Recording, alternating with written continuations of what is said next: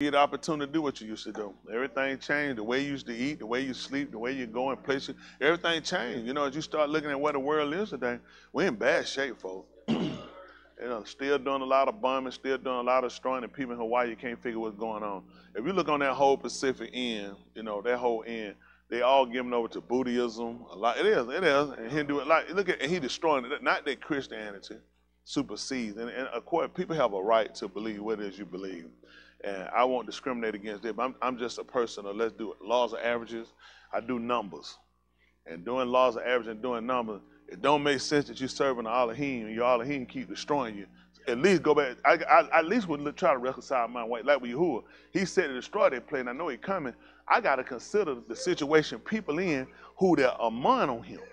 We had to consider, are you trying to get us to turn from something? I would not go back to the same behavior. I don't get it. For the life of me, I can't get. Well, you talking about you're running because fire is chasing you and you got to jump in the ocean. Where's your mind at when something like that happens? You being chased and you got to dive in the ocean. Where's your mind at?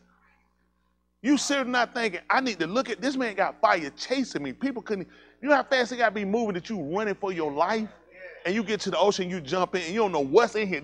You're not going in like, I'm finna go to swim on the beach. You're being chased and forced into the water. And some of these people still in the water dead. At that time, and it may have burned down everything you got. The same way I talked about with Hinduism, with he destroyed them over in across the ends of Asa, what they call Asia.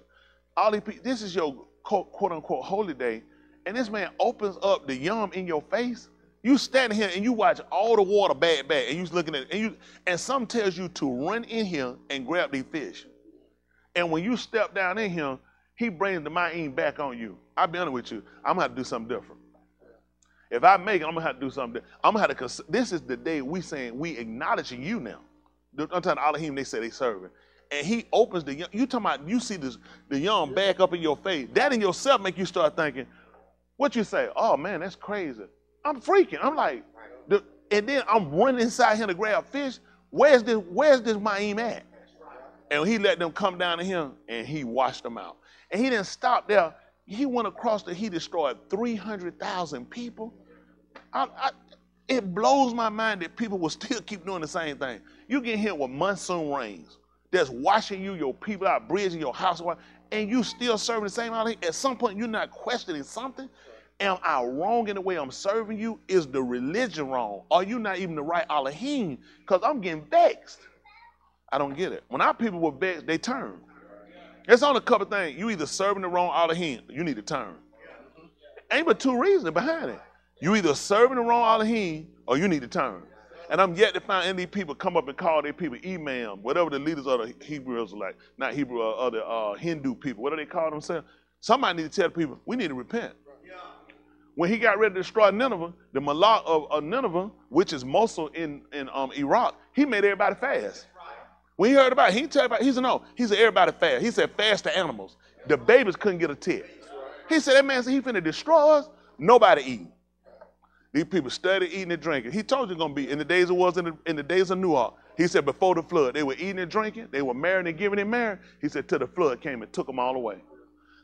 Listen, if Yahuwah give me the strength, give me understanding, the way of y'all, we ain't looking to be on that ticket.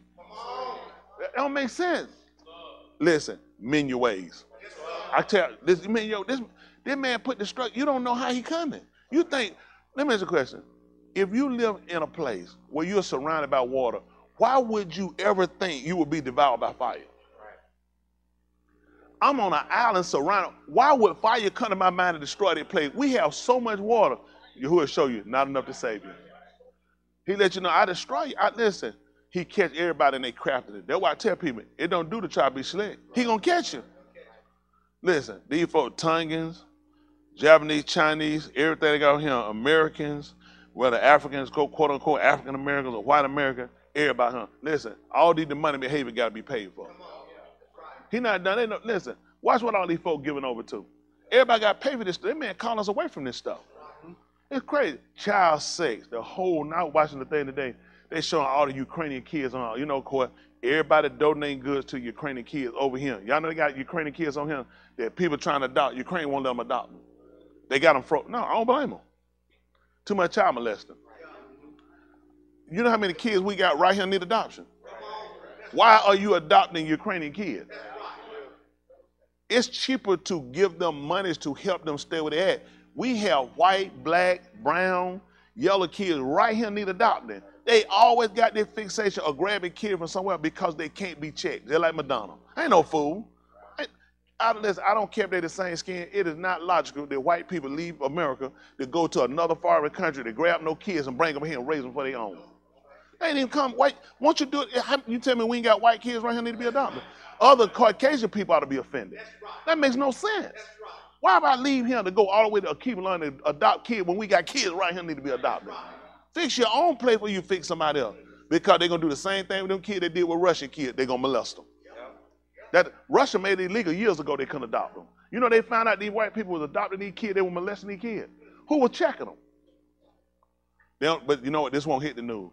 None of these people get incarcerated. They have found proof that they have doctors. They prosecuted one years ago who were going to all these other countries. He was molesting kids. They finally busted him and they locked him up.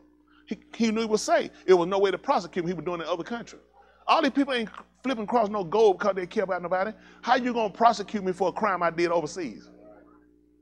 That's how they get away with it. So they say, I can't do it. They can go there. They can do child porn. Those places, they go watch them. Everywhere you watch, that they tell you they're poor, poverty, you always find them now. And it's like, I wouldn't go and I look like them. I hadn't seen one picture they showed nude with little, quote unquote, little kid from a keep along with flies on their eye, with mud holes and food and all this stuff. And they live in one house. I said, you know what? I need to go over there. It don't even strike me. All of a sudden it strike them. They can't rest. They got to go. They go and they take a whole mission. You know what they look at? These are victims. No cameras, no TVs, no radios, no computer. That's why they go there. See, over here, you don't get caught. It's always at the ATM that records you. Everywhere you go, you're being recorded. Red lights record you. So they got to look at it. They go over them places. They only go there because they know they're molesting these kids. What pisses me off is the fact that these adults over here know it and you cover for them. Hollywood on the strike, get rid of every one of them in Hollywood till they get prosecuted for molesting them kids. They need to get rid of every one of them. You don't find a child actor come out there yet, they ain't molested and messed them over. Every one of them come out there. It's like, so how long are we going to let this keep going? Everybody knows it. What should happen? People shouldn't support none of them move. Really, listen, cut them all off. Everyone need to be cut off. We talking about kids. We ain't talking about Tony Smith, what I like. What about the kids? Why the kids are not an issue? They'll make you feel like they care about people. They don't care about them. They care about the dollars. These kids the victim. That's the bad part. Just cut it off. They should have no more kid movies. And listen, no more kid actors. Cut them off. Let them get grown where they can defend themselves, they can think. So they get them. They get snatch them away. The parent give them away. They gone. We get them back. The kid messed up. Kid 11, 12 years old on drugs. Oxycontin, cocaine, broke. Doing stupid stuff, constantly getting arrested, messed up, and everybody want to know what's wrong with the kid. What you think wrong with them? You don't let everybody handle them in Hollywood that'll victimize Kevin Spacey. Yeah. They know all these people. This man have been in and out of court in England, and nobody do. I listened to the testimony of one of them kids. That boy not lying.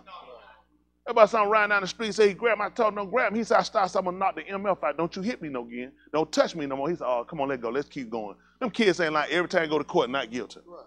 You listen to their testimony, ain't nothing crazy, nothing they saying crazy. Everything they saying makes sense. He goes just smiling and smirking because they caught. Look where he going to court in England. This the mother of molesters. Yes, yes, it's the mother that set these people. These folk we deal with over here, that's the mother of them. Yes, you know the kids ain't no good. Look at them. If you're in the school, you see a kid cutting up, who you looking at? What the parent? What the parents at home? What the parent doing? Look at these people. Look at the parents of these people we dealing with over here. Australia, one of the most rottenest countries on the planet.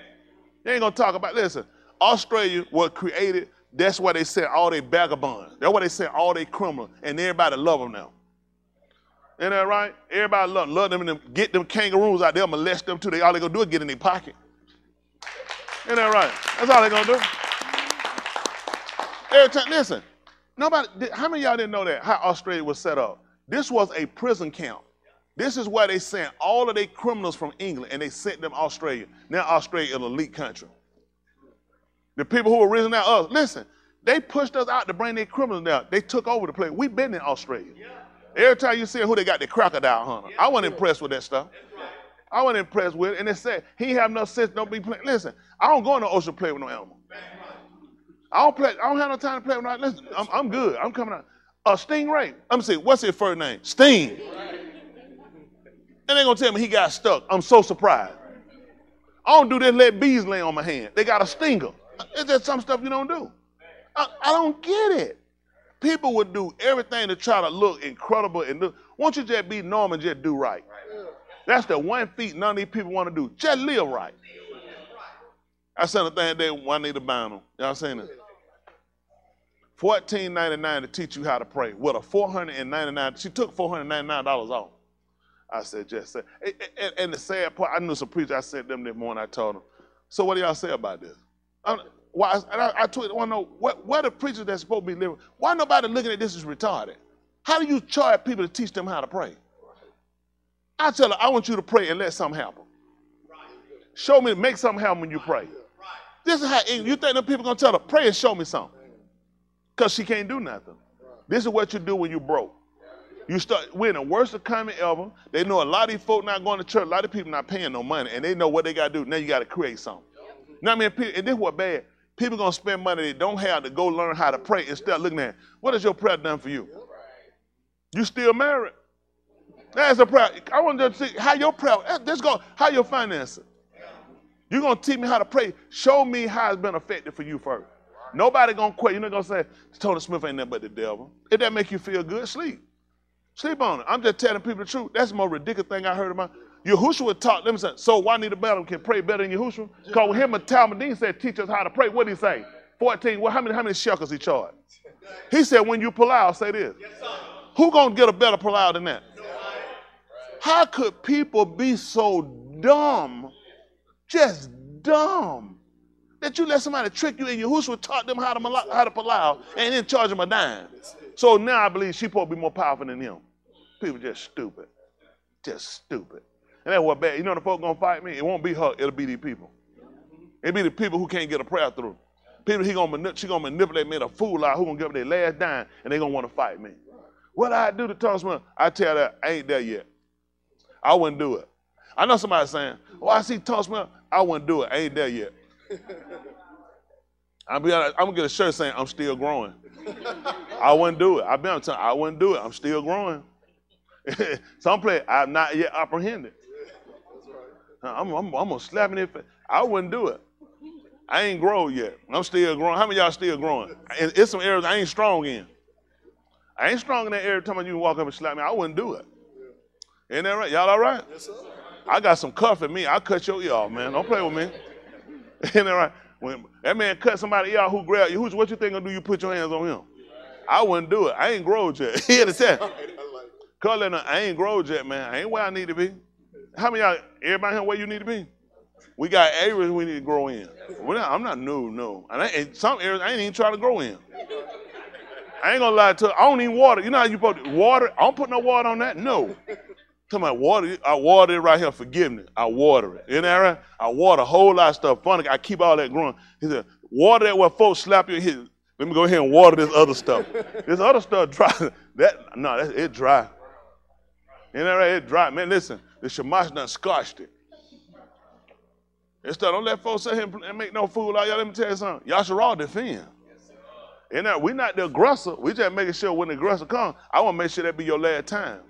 And I'm thinking about other folks you trying to put aggression on. Y'all know Daoud, he slayed Goliath. He was a man after Yahuwah own heart. Yes, you ain't going to believe it. I'll harp Yahuwah. Yes, don't make me slay you, Goliath. Don't make me do it, Goliath. Ain't that right? That's crazy. I don't get it, man. I don't get it. A lot of this stuff should be stopped. Everybody keep your hands off folk. Everybody leave folk alone and move on. Don't make no sense. Preacher got these folks out here on these retarded mission, on corners, ready to fight folk don't take what you teaching. Man, these folks can take what they want to take. You can't fight nobody because nobody want to listen to you preach. Why they going to be, no, I'm going to fight everybody. That's retarded. How are we going to do that when Yahushua told her if somebody don't receive it, they said, shake the dust off your feet? When he told them to fight the people, he said, shake the dust off. He said it's going to be more tolerable for talk. No, I'm sorry. He told me it was going to be a testimony against him. I think about something else when he told him. Don't let nobody make no fool out of you. You ain't got no business fighting nobody. They don't want to hear you grown. Do what you want to do. You're going to pay for it later. Everybody got to get it right. All right, good, man. Try to get ready to do Kato Sarah.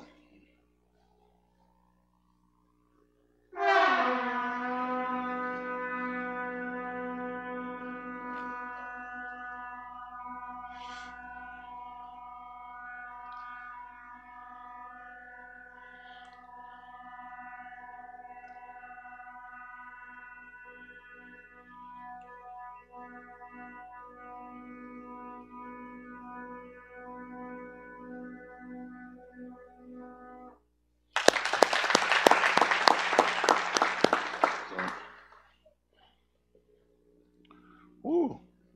It just hurts you, man, to get people off. The part I look at, I'm a defender of people that honestly say, because not in Christianity, I serve honestly. I really did. I served with the intent of, I really thought that person was honest and that person was really working toward our salvation. That's what I honestly believe. That's how I serve. And I know what it's like to put your confidence in a person, in your leader, and then have something like that to happen. Just know they sit around there, bewitch you and take you for everything. And people don't realize, they'll pay for it later. I'm not going to encourage people to kill them, but it ought to be a major penalty of death for a preacher if you do it. I think that's the most heinous crime you got. That you'll take this and you'll use this to manipulate your foe, to molest them, to steal from them, and lie to them. I think it ought to be the death penalty for every one of them. I mean, just don't take the people say, that's harsh. It's not hard, just don't take the job. What kind of a child molester should get death? Well, they shouldn't do that. How about you should molest a child? You ain't got to worry about it. There's a lot of stuff. If you don't do it, you ain't got to worry about it. But when you keep adding up them being the victims, what do you do when you keep having them being the victims? Because this is the only way they can keep procreating. With enormously with a man and a woman, they procreate through sexual relation. With them, they procreate through making victims. Because a lot of time the victim grow up and they begin to victimize other people. That's why you got to put a stop to it. You got to make a severe penalty. You won't stop everybody, but a lot of them must reconsider. You got to. What are we going to do about our kids? There's nobody don't care about our kids. That's what we are. I think these kids ought to have a fair chance to grow up, make choices, have a fair opportunity. That thing, a lot of kids use this. A lot of time they use the molest. I've been molested before. That stuff. Everybody different. They do. I don't have all this. I can't function, and I can't wake up, and I can't drink water, but everybody's different. I know they were saying some people need an excuse not to do nothing. It is. Some people just need an excuse. I'm not a person looking for no excuses. This is life. Life is not always fair.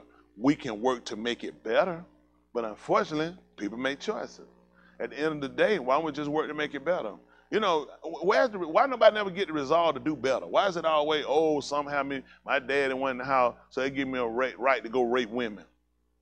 Or whatever the stupidity of some people always keep putting. I don't get it. My daddy drink had nothing to do with my choices. Those were my choices. I didn't like it at the time because I looked at how he first or whatever, how he first was. There ain't no reason for whatever I done. Whatever I done, I use it as a crutch and as an excuse. A lot of stuff people just excuse. I don't hear that foolishness. Talking about what? Who in here nothing ain't happening to them growing up? Who in here? Who in here went through life nothing happened? Life was solid, perfect. Nobody. Everybody got something you dealt with, whether major or minor. At the end of the day, this is life. This is life. You learn to adapt and overcome it, and you set standards for other people coming behind you that want to make excuses. You can bathe and wallow in your old life or whatever it is. That's just where you at. At the end of the day, I build from it. What you do? Bill keep, one time I messed up in 1932. Man, get serious. You want to use a crutch to keep falling. Use that to make, if anything, learn how to build from it, stand. Be an overcomer. Ain't that right? Like when the guy just comes to keep masturbating. Be an overcomer. I mean, that's how y'all understand everything. As a man, that's it. Be an overcomer. Don't sit around and keep making no excuses. It just, when we make excuses, we don't go anywhere. I know that. You won't find people that make excuses that'll keep going forward. You find people make excuses that use it always for a crutch, and it'll hurt you over time because you'll never ever be successful in what you're doing, and you'll constantly keep using. You don't rely for other people who dealt with similar things and who gravitated at a high level. We look at you as just a pitiful excuse. Just a pitiful excuse. Y'all know what? It's so many people come out of different environments and situations, whether both their parents died, never knew their parents, and still grow up, aspire, and do something. And you grow up and one time you ain't see your mom for 20 minutes. And now you robbing bank. Just shut up. It just make me sick. Some of the stuff people just make excuses, just stop it. Just stop it. Get sick of it. That's why you have to build up yourself. My uncle tell them, and nobody else encourages you. If you want my help, that's the only way we do it. I ain't coming all the way nowhere to get you. You want help, meet me halfway. And nobody else encourage you, they go through, and that every time they know how to encourage yourself. You know nobody talking, come pat me on my back. I got time to pat you on their back. They might be barely standing themselves. Encourage yourself. You can't catch this is what people, y'all think I get up and I come in looking at, man, today I need them to pick me up and lift me up. They might be trying to just get up themselves. So you ain't gonna believe it. I pick myself up. That's it. You can't listen. That's why people crash. I just knew y'all would pick me up. Don't count nobody to do nothing for you. People got their own struggles, just like you. This is life. Quit making excuses. It's life. It's all about what you put in it. No, you will not get everything you put in it, but there's a reward if you serve this man. That's what keep me up, man. I stay focused. And listen, I stay focused. I tell you all the time, stay focused. That's all you do is stay focused. Yeah, obstacle come. Yeah, stuff gonna come and try me. But get what I look at. What I'm gonna say? Take me out of life? No, that's life. That's life. I build from it. I build to be better. I keep going. Somebody following me. Somebody watching me. Somebody watching you. He told you the or the alarm. What you going dim for? Everybody else supposed to make excuses, not you. Y'all know why I get on y'all? I don't accept no excuses out of y'all. Why would I? You serving your whore. I'm not buying that junk. Get it to somebody else. If you were serving Jesus, yeah, you ain't gonna make it. I feel like I'm gonna die. I'm saying, you ain't dead yet? That man said when you know the amount make you free. I ain't held down to nothing. I ain't no having nothing. They're holding me down. I ain't struggling on nothing. Man, I'm fighting a good fight. I'm a and I'm gonna lay hold on Alarm Kai. Y'all hear me? That's at the end of the day. Listen, when you got, I don't feel the best every time I get up, but I know what I still got to do. Y'all got it. I ain't looking for, if I feel better, I'm going to do it. I got to do it anyway. Y'all hear me? I got to do it. So you put certain things in your mind, it don't be such a block or such a hole. Some of y'all always want something. Can I tell you something? Some of y'all some sad niggas. Just pitiful. This is life, folks. You ain't going to get nothing no better than this. Yeah, when things come, it don't be what you want, it happens. But at the end of the day, you weigh it all. Alternative to death. Death will get you out of what? Out of life, and you can't come back to it. I'm in a situation where I can repair. I can fix. I can mend. Y'all got it. I can get it right. I can't do nothing on that other side. You ain't getting that better than this. You done messed up.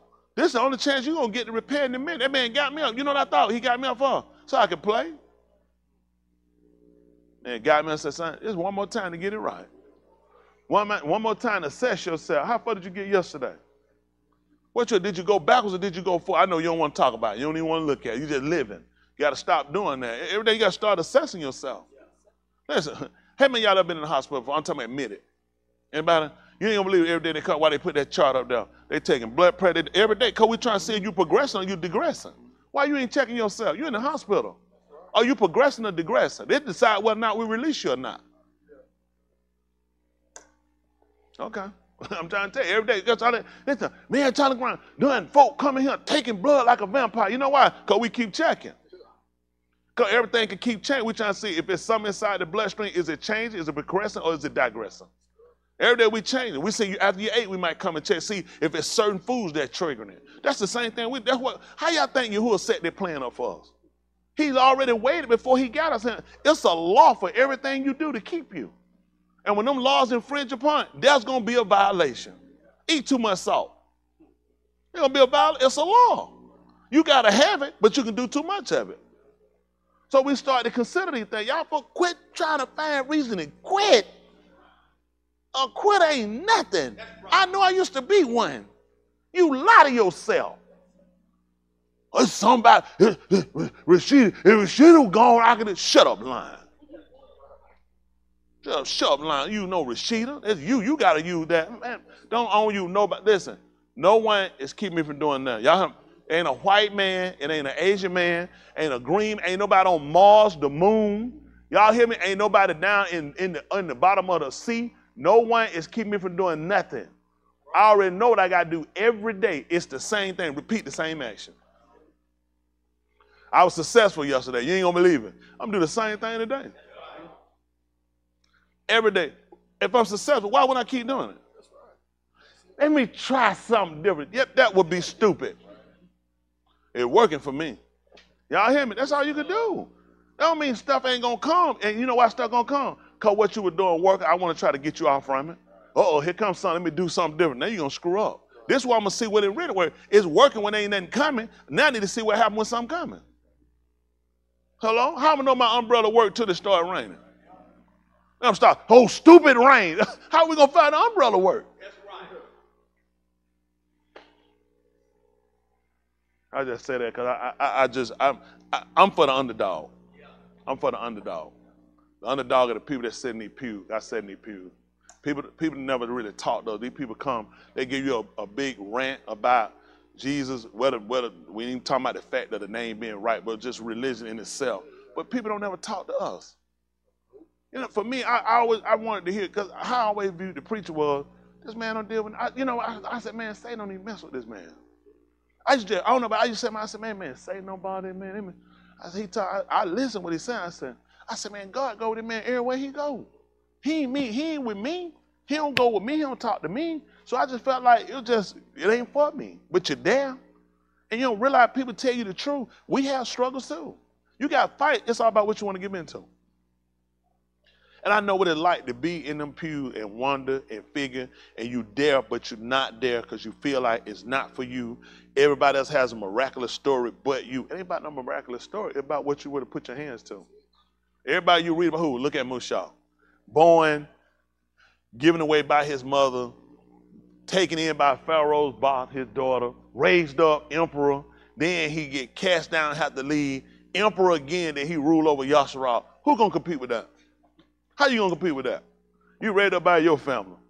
They try to give you away, you like a done boomerang, you came back.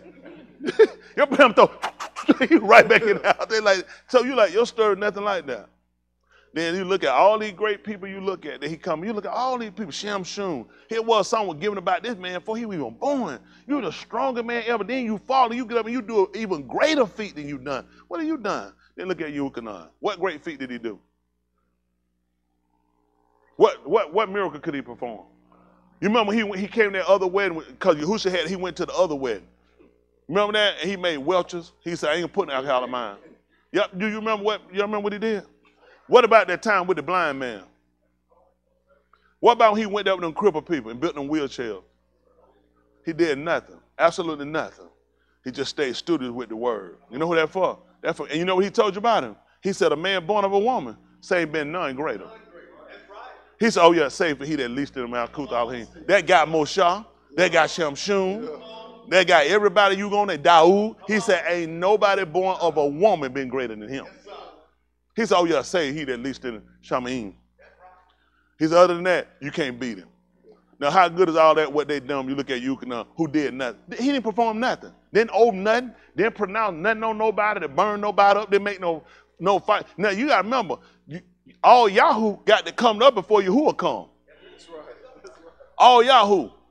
Y'all hit the man, he Palau. 3 years, 6 months, there was no rain.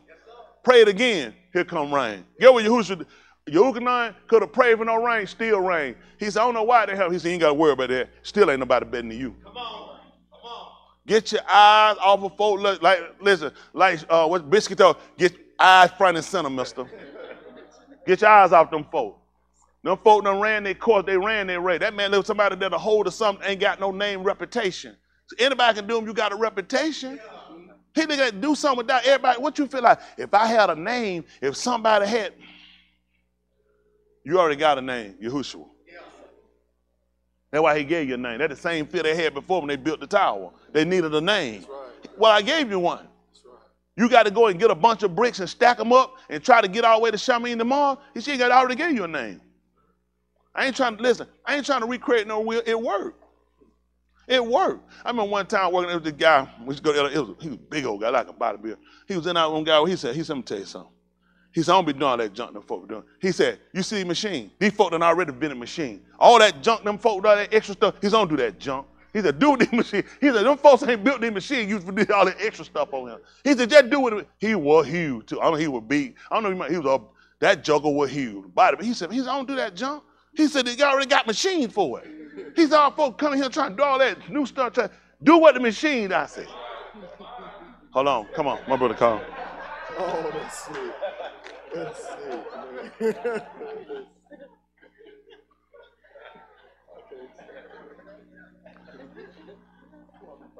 My brother kind of.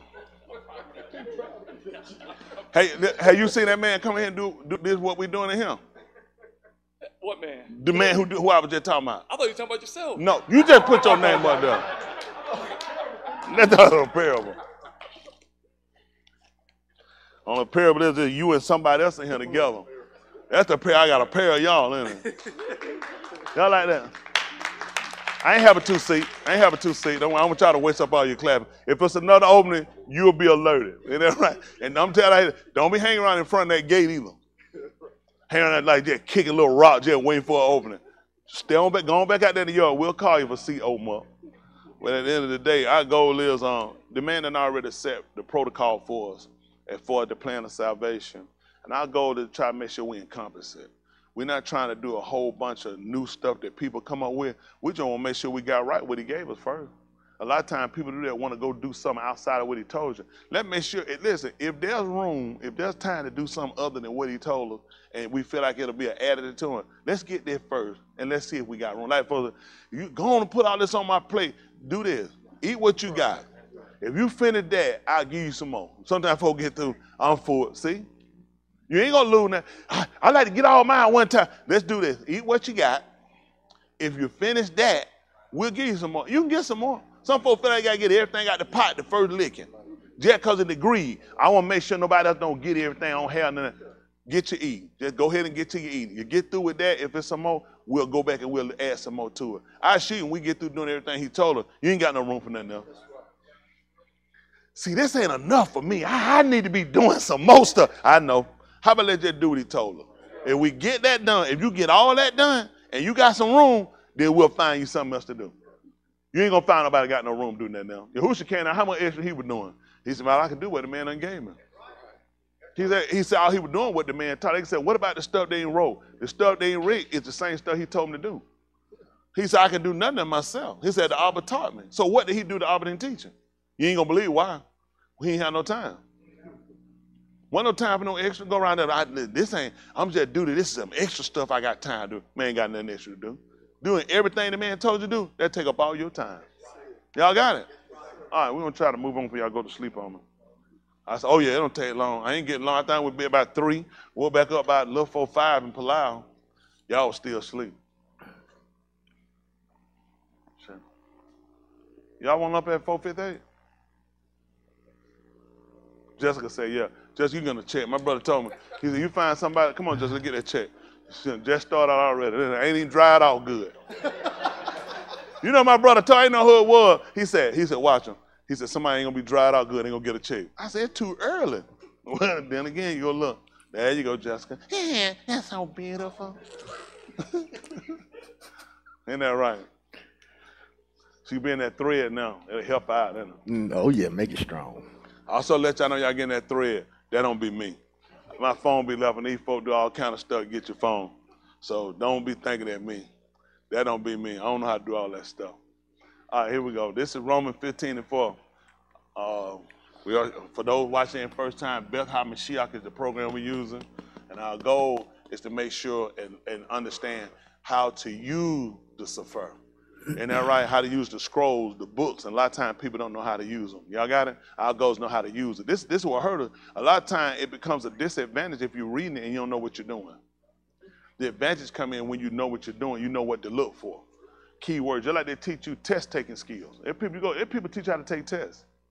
I don't know how that makes sense when you don't know what I'm taking or what test I'm taking. They just say it's a skill to it. They actually design them a certain kind of way because they got a computer to check them. In the old days, out in the head, man checking them. So it's a skill level to everything you do. Y'all got it? They come out of salvation. It's a skill level. A lot of people faint because they don't know how to use the book. So the goal is to know how to use the book. First thing I need to know for myself, what's the purpose of it? Right? That's me. You want to know how I do things? I don't know. I want to know what's the purpose of it and how effective is it. You know what I'm saying? That instead of doing years ago, which is dead stuff. Just read. What was it? Just read the Bible. Where you start at? Just read it. You can read it, but it's not helping you if you don't know what you're reading. If you don't know the purpose of, you don't know the benefit of. You say it's just read, just information. It's a lot of information. It don't mean it's beneficial to you. If I break my leg and I read a book on heart transplant, what did it do for my leg? But it's information. It didn't help me at all, did it? See? That's why you need to know what you're doing. We're going to read something that's going to be a benefit to us, right? Okay, let's see. Romans 15:4 is our foundation. But he uses it all the time. Yeah, and your mama still let you keep living. All right, come on. That don't have nothing to do now, but I just had to say it because there's always one out in the crowd. Romans 15:4, listen. For whatever Nikatab before, So whatever was written before, that's whatever it is, whatever it was. Nikatab Talamadus. So now I don't have to exclude nothing. I don't have to go back and say, well, this ain't important, because I used to say that. You run through and read all of them names, you said, man, especially they called the book, Dabari Hayamin, they call Chronicles, a lot of that stuff you read. And suddenly, I said, first of all, I can't even pronounce these names. Once you get through about 4 or 5 you can't pronounce, you said, let me skip over to the other page. Cause you like, this is going to be all day. I'm going to be let me just move. You flip the page like, man, I'm trying to get to salvation. And you don't realize he's giving you timelines for a reason. Think about it. People are going to come and argue things that tell you, how do you know that happened? That's better. How do you know it's a fact? So he's giving you timelines to let you know. Listen, he'll let you know you can check behind 2 emperors. He'll start out about the Malacca Yehuda, and he'll tell you who also reigned over Yasharal. That's right. So these are things you can factually find. And then what their mother name was. Mm-hmm. He started to give you enough information to become concrete for you. Y'all got it. The whole purpose is to dissolve doubt. The people you deal with are going to try to arouse doubt. They're going to arouse doubt out of you because you don't know. If you don't know, how can you defend? How can you defend when you don't know? You don't know. So I can't really say. And now they beat you. Now they got you looking at everything. Now since they told you that, really, ain't nothing right. That's how you get tied up with that foolishness. I remember a guy years ago, he messed up some young kids I had. I tried to get them to say they wouldn't listen. There was a little group of them, and he told them that heaven was inside the building, was the church. I said, what? Yeah, he did. And he took and told them how the book read, how in the Sephora read that Shalom, who they call Solomon, said he was inside and he lifted up his hands to heaven. So he was saying he was in the building, he lifted his hand to heaven, then heaven was him. I told him, I said, are you serious? Listen, messed up young, they were young, just messed up. That's why I'm a proponent. For the record, I don't listen to nobody. I don't listen to nobody. I don't watch nobody. I don't YouTube none of these folks. I don't listen to them. Because you get yourself messed up real quick. You start mixing all them teachers. It's true. That's right. And he messed them up. And they couldn't get past it. It's just they wind up getting hung up on some stuff.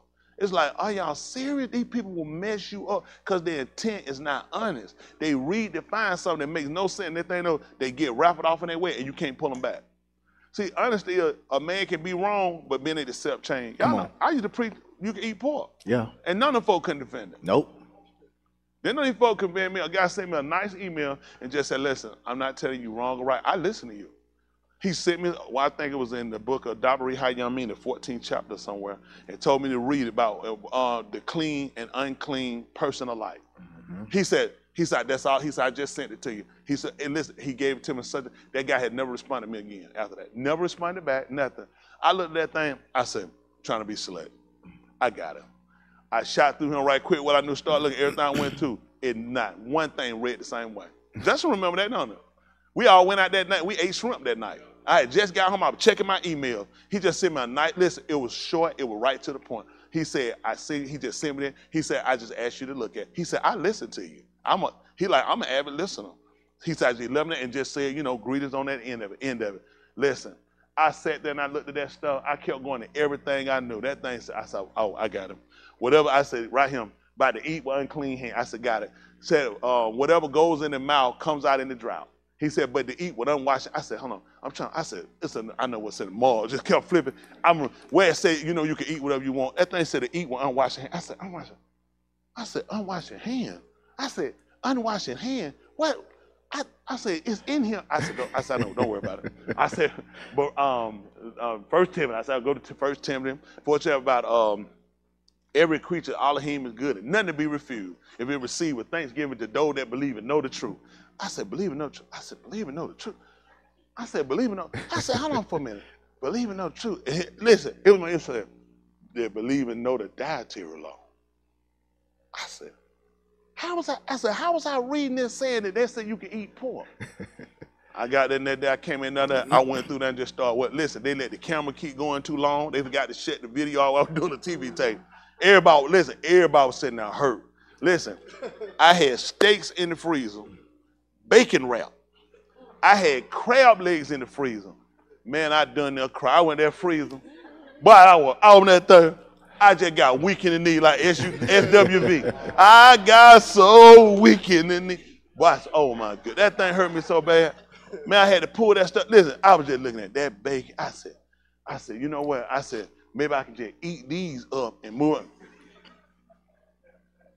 Wasn't gonna work. I ain't trying to, I had that stuff. I took it to the track, I put out there. Man, them crab, listen, I had king crab legs. King crab legs. You know, that's the mother crab leg. Boy, I had every steak with bacon wrap. I put them in the garbage. I just stared and watched that garbage. I said, nobody better not try to get in that garbage and get it. I went and got me some bleach. I said, the garbage man might try to get it. We threw away so much. How many of y'all here? Y'all remember we had to throw all that? Man, we threw all that pork. We threw away a lot of stuff. Got rid. We had all them real. This picture we'd have barbecue rib. And you take, and we said, we got to pull all them pictures out of the website, get them down. But I mean, that's what you do when you're honest. You know, or you just say, you know what? I know what they say, but that's a different time, and now I'm a new creature. No, it hurt it, but at the end of the day, you got to look at, that's me, unlike these people. If I see it, make no mistake, that's what we're going to be doing. Yeah. Man, it's too important. Listen, our soul salvation too important to hold on to some crab leg and some bacon wrapped steaks or whatever at the end of the day. And he put me through that, changed the name from, I started at the Way of God, Church of Lord Jesus, and we went to the Way of God, was it Church of Yeshua?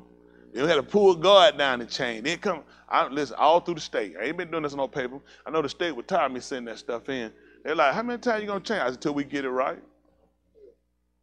Folks say, you just changed it. Listen, that don't mean nothing to me at the end of the day. My soul gotta be saved. All this stuff is just to distinguish us out so they'll know who is who here. Yahu ain't sitting around looking for no well-yard synagogue. That man looking for folk that's Yehudi. He looking for Yahshua. He done already gave us a name. This is all for state paperwork. All his arms gonna be united. These little different state names they give us to break us up. This is a divide.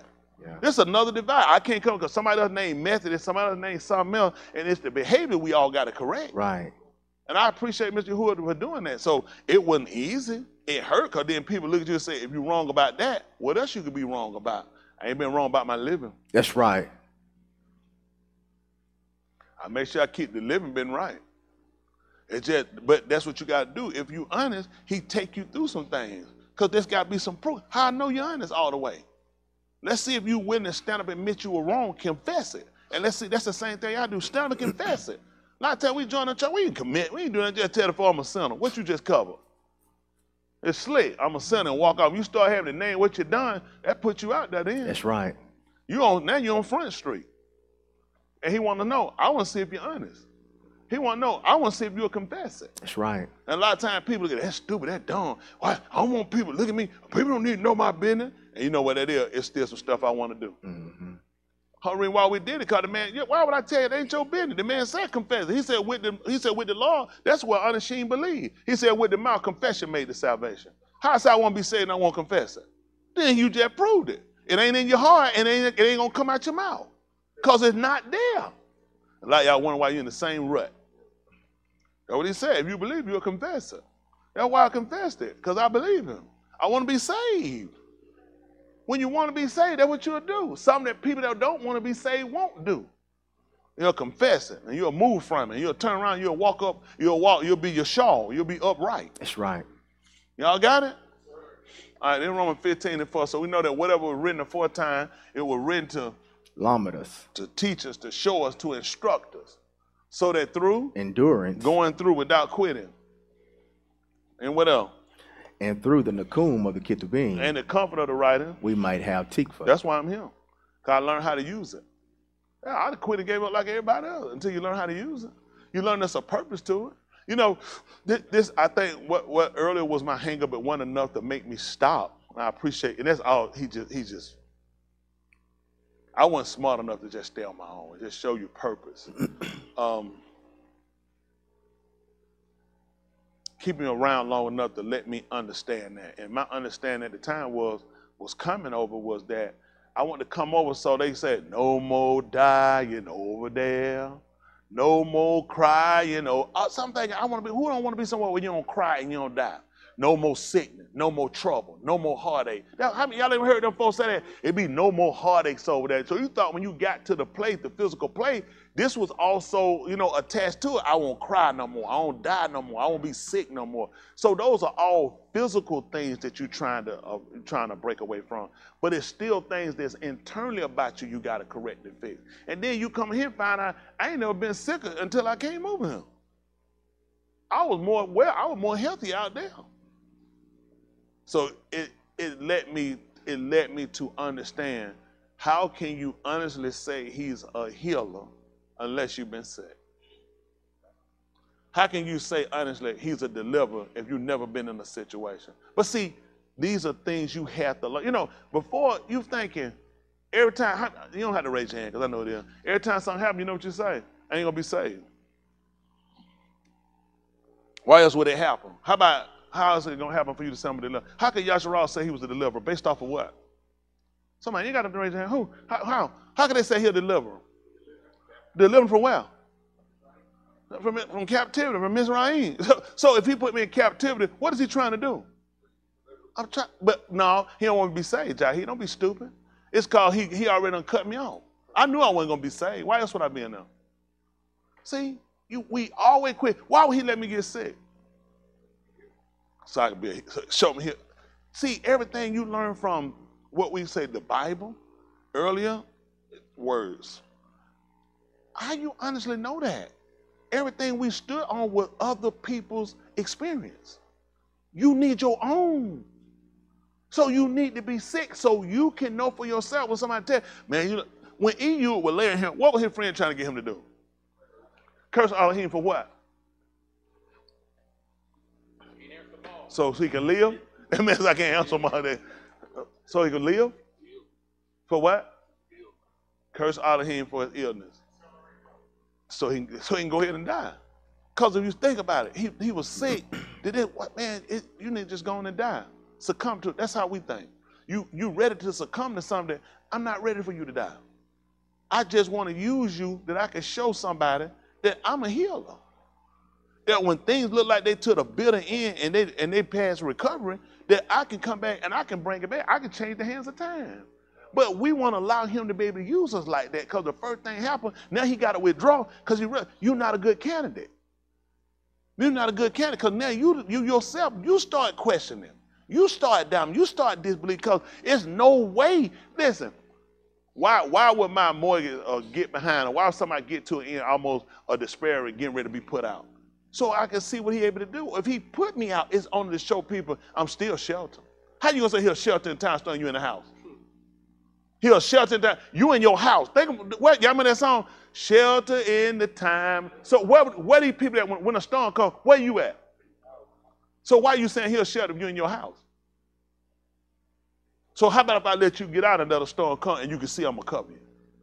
Because now I know I ain't going to be saved, just like I've been thinking I wasn't going to be saved. Because if I was going to be saved, there's no way I'd be outside. But you said I'm going to shelter in the time of a storm. It's storming. Won't you let me work? And I'm going to come and put a literal covering over you, but I'm a keeper. When you see these things happen, people look at it's all over for you, but you'll see I let you survive, and you can see even in that, these things happening, how he's a keeper. That's our problem. Everything you do, you read it. You have no experience of your own, and you don't have them because you thinking it's a baraka to you, and it's not, because it hurts you, because you can't solidify what it is you believe. See, nobody gonna shake me. Listen, nobody got no conversation. They gonna come shake me when they come down here. I got my own experiences. They can burn all this stuff they want to burn it. I know them for myself. See, this was my start to it. Y'all got it. I learned from other people's experiences first, but again, why would I need a coon when all it's going to be a dead experience? Because these same situations going to happen to you. These same situations going to happen to you. That's what you learn from them first. So when they come, guess what? I heard about that. I've seen something similar like this happen. That's what it comes. When these things come, you got something to kind of fall back on and you can see your connection. But the first thing happens to us, first thing it is about quitting. It's about giving up. That's why I don't fully put my whole heart in it. He said, I know. But at some point, I was thinking you would at least be at a point where you'll grow. At some point, you ought to grow. You ought to be tired of being where you're at. Sometimes you don't realize it. Situations will help you to evolve. That's what you think. Listen, I got too much in this man to throw it away. And when you got, I just can't throw it away like that. I got too much in. I got too much experience with him. I got too much where I've been that person. You know, I never left. And this is what people look at. I ain't never left. Well, you ain't never came. That's right. You were here, but you never were actually fully committed. Mm-hmm. You were just in the place. And that's what people use to their claim to fame. One thing I thank the Lord, I ain't never leave. Yeah, because you never came. You've been in service, you've been attending, but you never came. You never came up to the mark. See, when we come on, we become willing vessels. A willing vessel? Y'all understand what it is? A willing vessel. To whatever I decide. You talking about whatever I want to do. Y'all remember Trading Places? When they took Eddie now and he said, let me get this straight. All this is mine. This vase, this is mine. I can do what I want to do with this vase and drop. Oh! They said, no word, Williams. That's your vase. Y'all ain't gonna believe it. That's Yahuwah. He said, everything in the house is mine. Let me get this straight. Everything in him has dedicated itself to me. That's what we want to know. I can pick whatever or whoever I want to him and do what I want to do with them. That's what he want to know. About that. Don't touch that. He said, so everything not mine. That's why you think he can't use you. You know what happened when that vase broke? What you say happened? Say it louder. They made money. You ain't gonna believe it.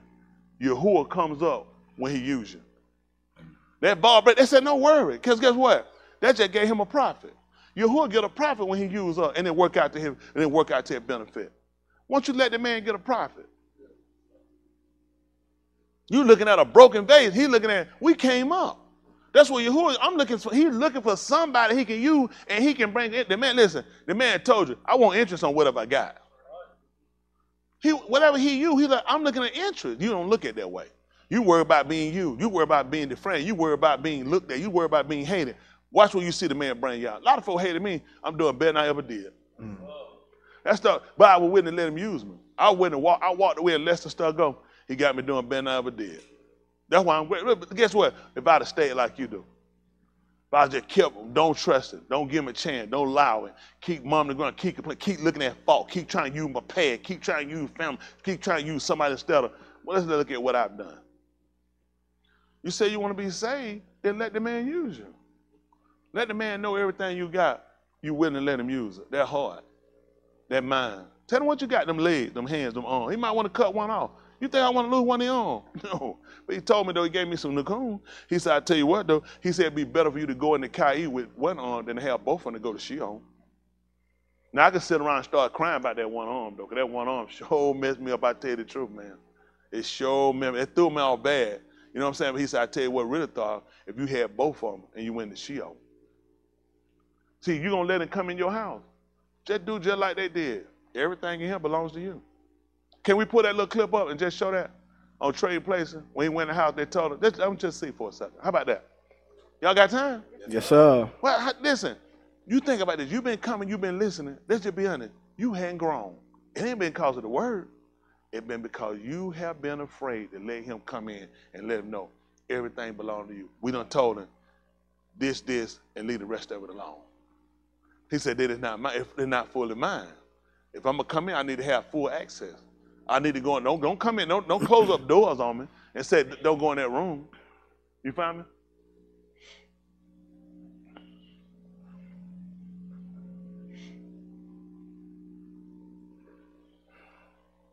What you got to say? Fair use, fair play? I don't know, stupid. Let somebody trying to resell Trading Places. Just stop it. Niggas, just stop it. Who you going to resell that movie to?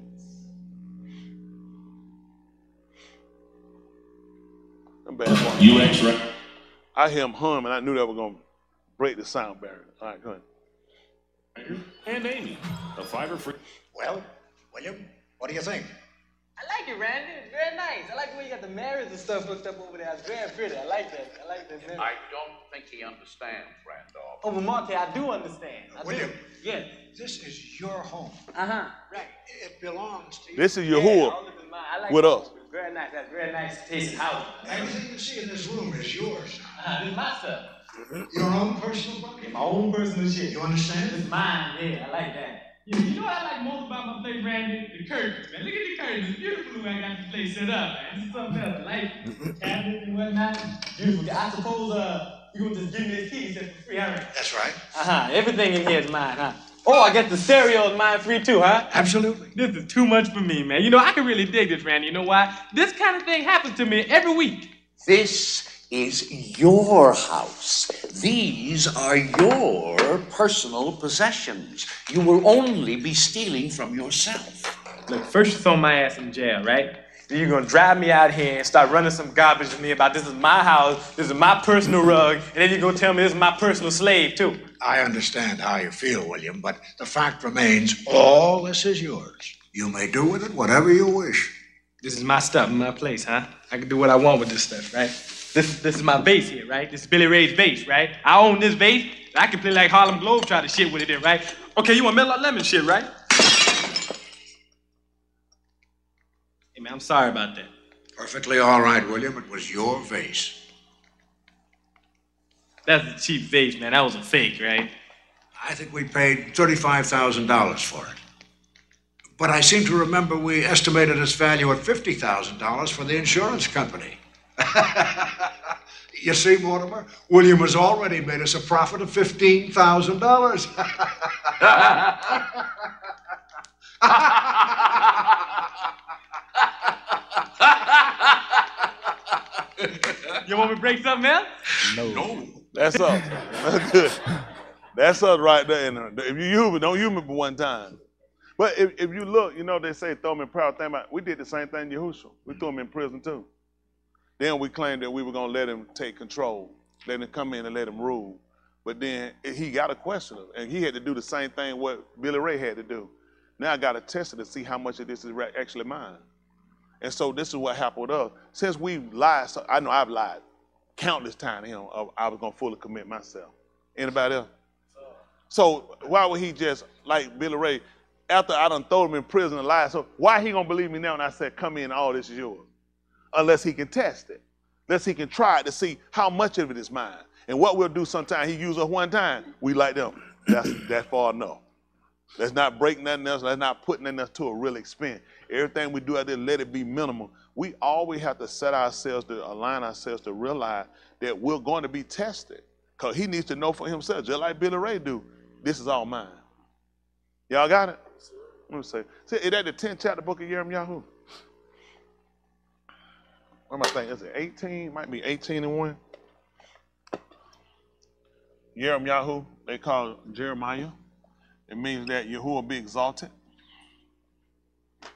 That'd be 18 and 1. Yaramyahu.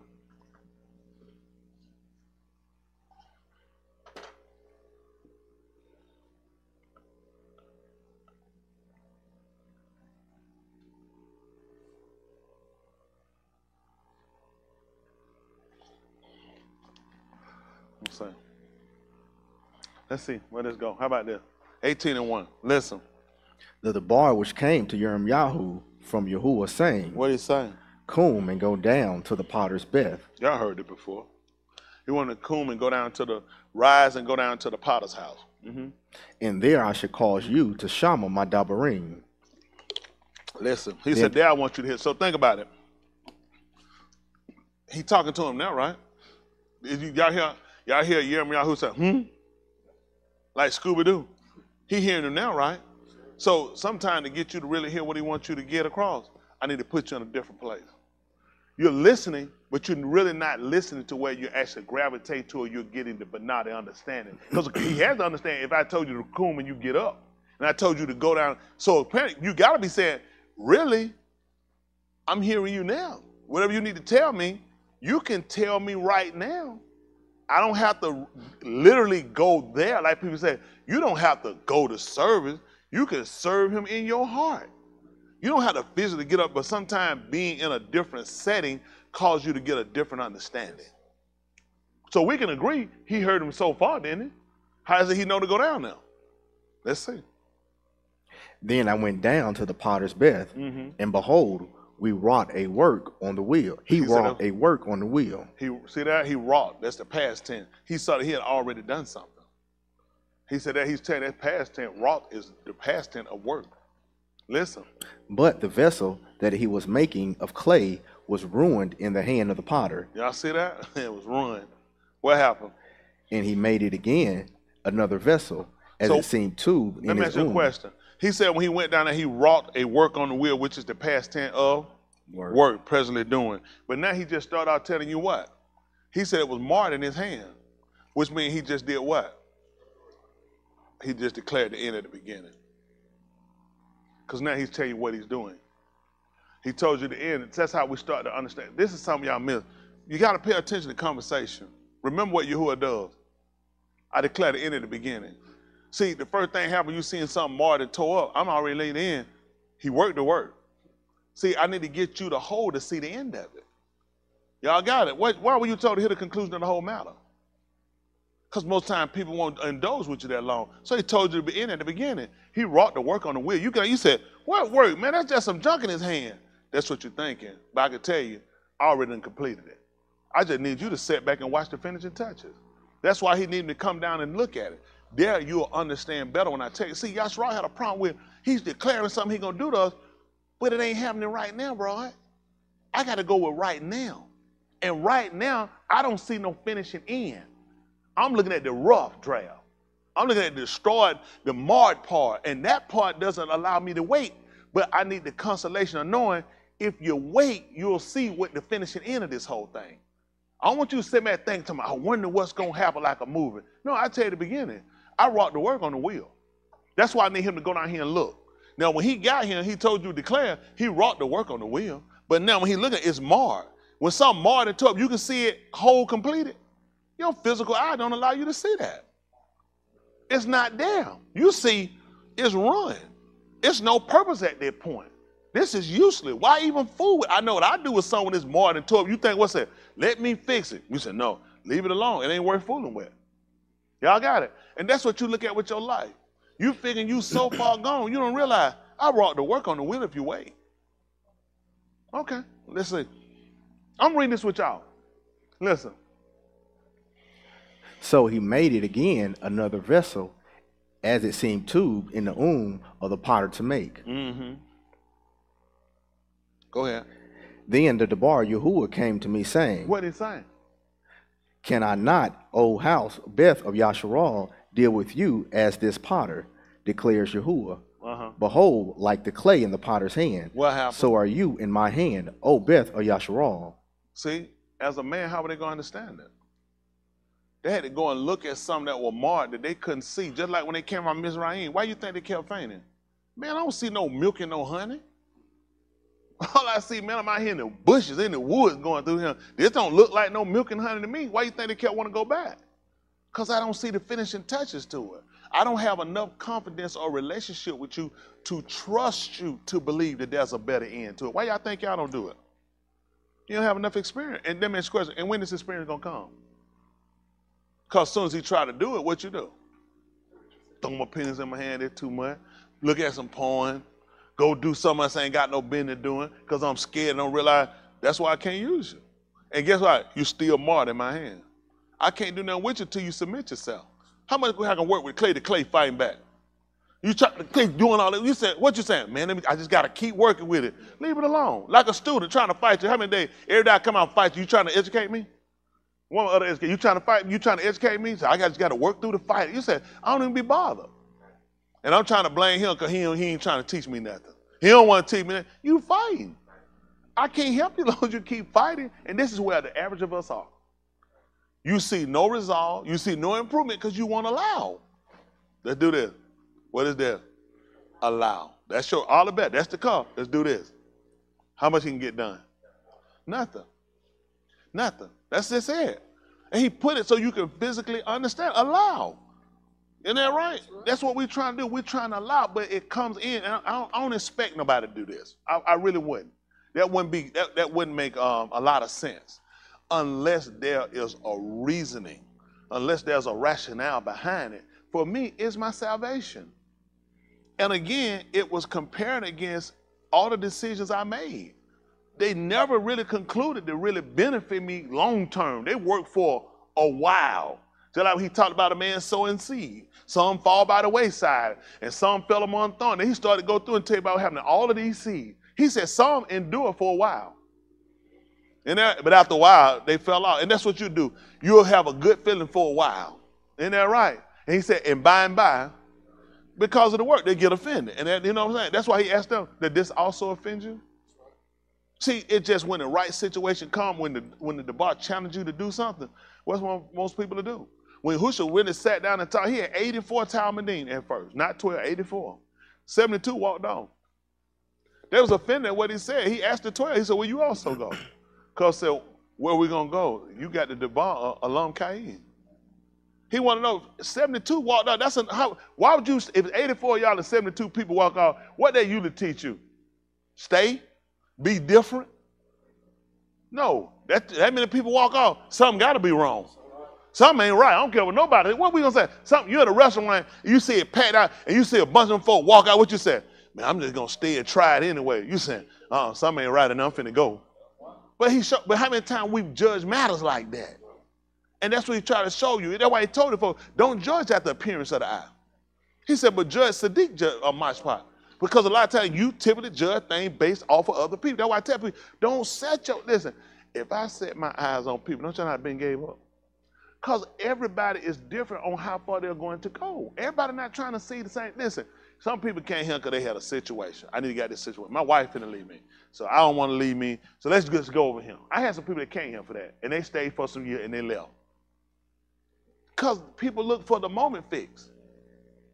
And it ain't called, I don't want her to leave. I don't want to pay child support on 2 kids. I'm already paying outside child support. And that'll break me. And I might lose my house and my motorcycle. So everybody has a different reasoning for why they do things. So you can't put your eyes on other people and say, well, they look pretty serious. Let me use that. They might, but at the end of the day, the test is going to prove it out. But the thing you got to do is he told you got to work out your own salvation. And you're going to do it with fear and trembling. That's what your book said. Where you got it from? Jahid? Hold on. What'd you say? Come on, man. I'm getting a check. You think you just be hot? That man want to answer the question so bad, he stepped out in the hallway. Trying to outrank Jahid. He going to stay here song, son up. Son up, nigga, why not? Am I all right? Is you all right? Am I right? Get another chair for trying to be too right. Even the book said don't be overly righteous. Go ahead. Now go pee. Now this right, but he's right, Mount Sinai. Because that's what they did. They all feared and they were removed. They trembled. So that's why it would make sense to tell you to work out your own soul salvation with fear and trembling. Because that's how they worked it out. Remember, their salvation is only deliverance. They told him to not talk to them lest they do what? Because they were fearing and they started trembling. So guess what? That's how they worked out their salvation. He said they done well in what they said. Which means they worked out their salvation with what? So why would he tell me to do the same thing? See, we so busy trying to be New Testament creatures, just run off. None of it makes sense unless you understand the Torah. He's telling you something that worked. He was going to kill those people. It wasn't for the fact that they feared and they trembled. They were removed. They were removed. It started shaking. They moved back. And he looked at these folks had actually summoned his debar. I was going to kill these people more than one time. So you understand the premise of why he told you to work it out with fear and trembling. On the basis of, I will kill you if you don't do it. You need to, I know that he will kill me. I ain't just doing this thing. He will kill me. I need to always keep that at the forefront. But you won't do that. You think you're going to die. He said, you can die before time, though. Mm-hmm. That's what he said. He said, you be overly wicked. Rosha, he said, you can die before time. I used to hear people say, folks die before time. You actually can. Mm-hmm. How many of y'all didn't know that? Oh, good. Everybody knew it. Well, that's the good now. I asked you if I'm going to check you on something out there. They won't find out. And you're going to get a check. So now one's going to say, I ain't know. We'll look at it right quick. Pick me up right quick, the 30th chapter of the book of Mashaly. They call Proverbs. Mashaly means it's a byword or an adage. Basically a short story with a truth to it. They'll call it a parable. Mashaly. 30. Let's see, we'll start at 31 and go down. Yahuwah, when we shot, well, we good. We part of the house. Let's see. Listen. The Dabarim of Agur, the Ben of Yakar, the Dabar, the Ish declares to Ithial and Ukal. Surely I am more stupid than any Ish, and I do not have the Banah of a Ish. Y'all see that? He said, I don't have the understanding, which means he don't have what? Hands? Anybody? Somebody said honest? Who? You said knowledge? So if you said Lord, that still make it right if it's wrong? No. So understanding, Banah. So Banah is a skill level. See, if a person had knowledge, it can be proven. If it's in school, they're doing something because they get correct answer. That's the skill level he's up to. He said, I don't have the skill level. Y'all got it? That's what he's trying to tell you. I don't have the ability. The skill is the ability. So now the reason why you're looking at understanding, because understanding gives you the ability. Y'all got it? So we looked at with Yahushua when he had the Talmudim that they called disciple, which are the taught one in the 24th chapter book of Oriah, they called Luke in 45. He said, then open he their understanding, their skill, that they might understand so they would be able to perform the ability that he had given them. So he needed to open their understanding, which means he allowed them to be able to have the ability, to have the skill level to be able to perform it. See, you just can't do something. When he read it to them and taught it to them in a way where it gave them the skill level. Although all of the time they had been with him, you never found he opened their understanding until then. So this is the things you're looking at now. You could be sitting here and they were operating right with him, yet they still didn't have the skill level. And he looked at it was of a necessity because he's getting ready to leave. Now you're going to need to operate on your own. You say, well, they did a lot of things when he was there. Yeah, he let them know that too. He said, don't rejoice because the Shadims are subject to you. He said, I held them back. So you really didn't have the skill level. They went and they healed some. They brought one and said they couldn't heal him, didn't they? He told them this one comes through by how? Through Palau, in fact, which means they didn't have the skill level. So everything he's saying makes sense. So I open their understanding. They might understand the kids of me. Now you can walk through the writings and you understand how they work. You have the ability, you have the skill level. So this is important for this man to tell you, I don't have the skill level, okay? Listen. Neither have I learned Kakma, but I do know the wisdom. Da'ath of the Kodash one. See that? Neither I know the knowledge, which is the Da'ath, right? See that? Da'ath, the knowledge of the Kodash one, of the one that's separated. That makes sense. That's what we call him, the Kodash one. He's the separated one. To prove it to you, why you think he got us out of his sight? We just didn't call him. Think about it. He was with us at first. So that made us Kodash because he was with us, right? He was Kodash and we were Kodash because he was with us. Then you know he did. He said, get you out of my sight. So he became the Kodash one, the one that was separated from us. Hello? You might have a spot. You might have, they say, that's your wife. You say, yeah, but we separated. They be like, that's all y'all married. We separate because of some decisions. Am I correct? So we still married to him, but understand we were separated. Y'all got it? Oh, you call it estranged. That's amazing. We understand all this naturally, don't we? So that when we looked at the Kudash one, this is the one we were separated from. And we were only separated because of decision. Y'all got it? Come on. Who has ascended into Shamayim and descended, who has gathered the wind in his fist, who has wrapped the Ma'im in his garment, who has established all the ends of the Arats. This is what he said. What is his Shem? What is his who? Shem. What is his who? Shem. And who else? Or what is his being Shem? That's all he asked you. Hold you got 4 and 8. Ephesians.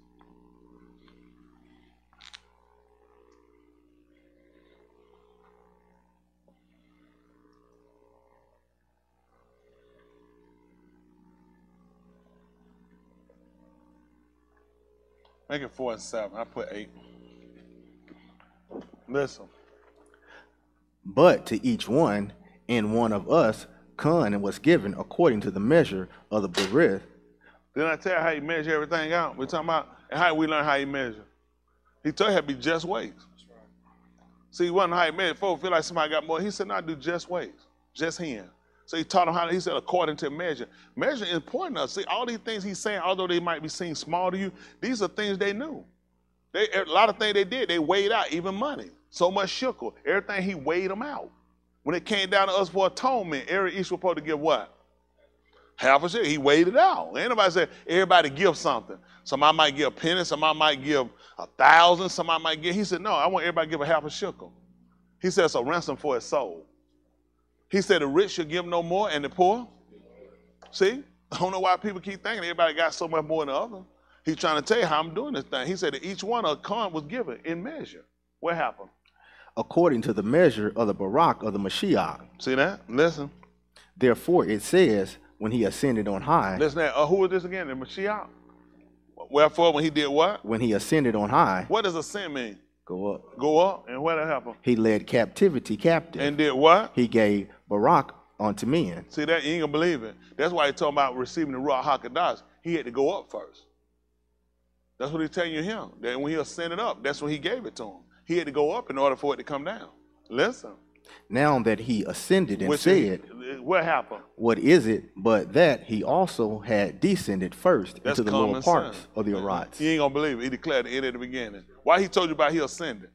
Because that's the end. He said, but let's be practical. If he went up, wasn't he down? See, that's why I watch his speech.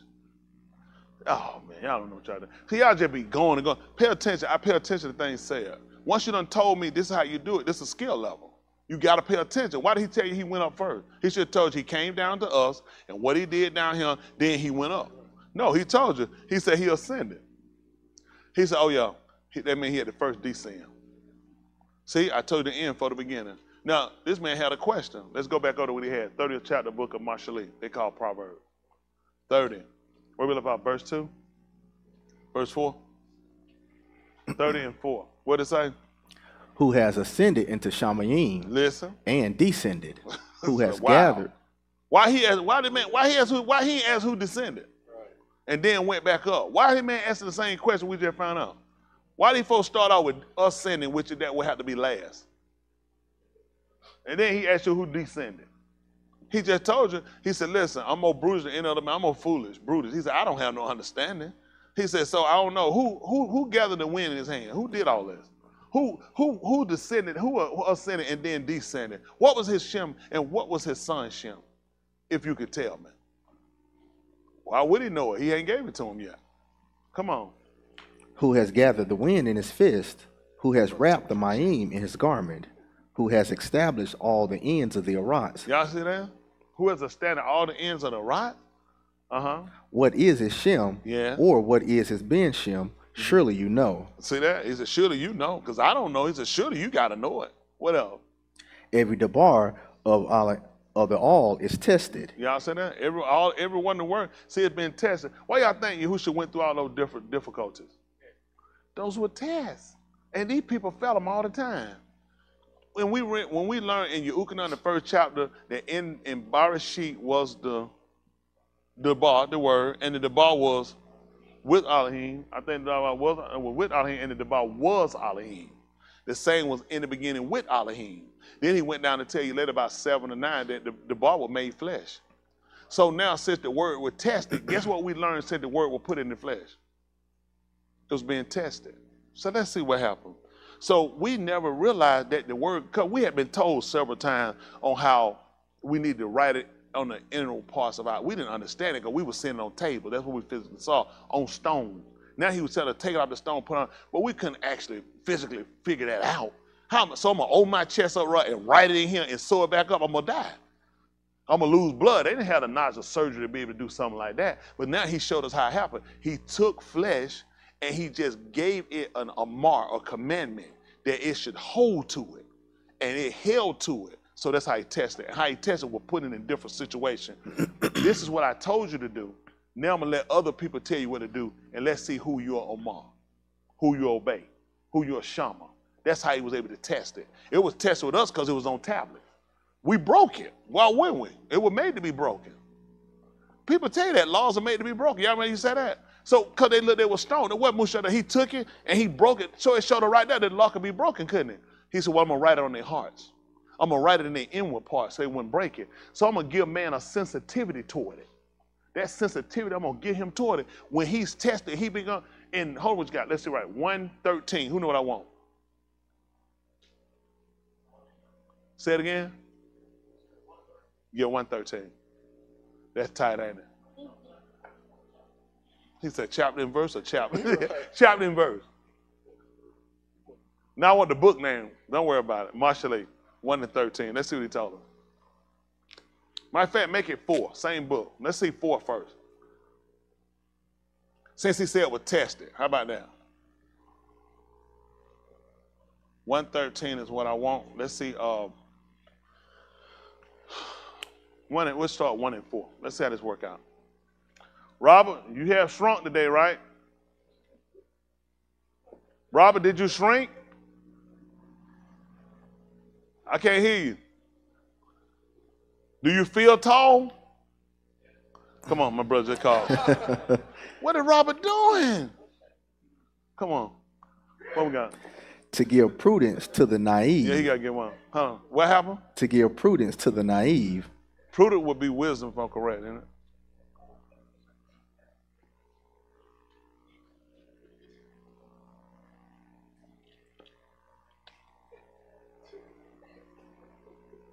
Robert, you way down there.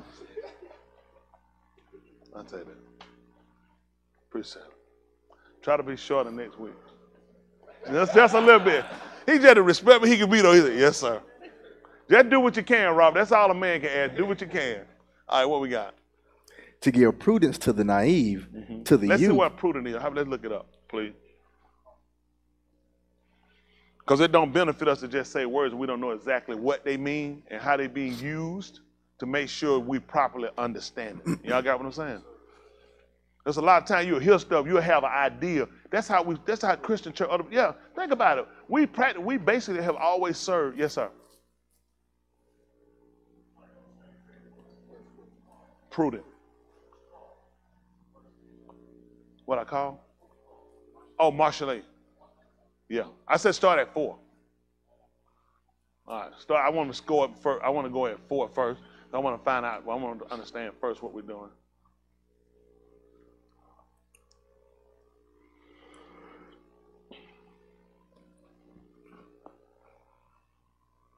And we can look up both ways. The quality of being, this ain't gonna help me, prudent, cautiousness. Okay? We need to exercise prudence in such important matters. Wisdom, judgment, good judgment. What's that? Judiciousness. That's that type of dealing with the courts, basically. Well, I mean, prudent, cautiousness. Okay. So the similar words are wisdom, judgment, good judgment. Okay. All right, we go back.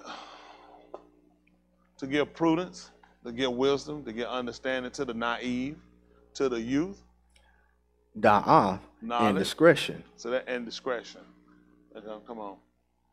The kakma shall shama and increase learning. Y'all see that? Understand? Increase learning, so teaching, and what happened? And the bana ones shall acquire kakma counsel. See that? They're gonna inquire wise counsel. See, that's what teaching is gonna do. It's gonna allow you to go back and realize how to go back and source your information. That, like for those of you that are going to college, when you matriculated from elementary, middle school, high school, you went to college. College just taught you how to go and find research and information. Yeah, that's all it did, just taught you how to go and find information. That's where you beat people out. They don't know how to go and research and find information.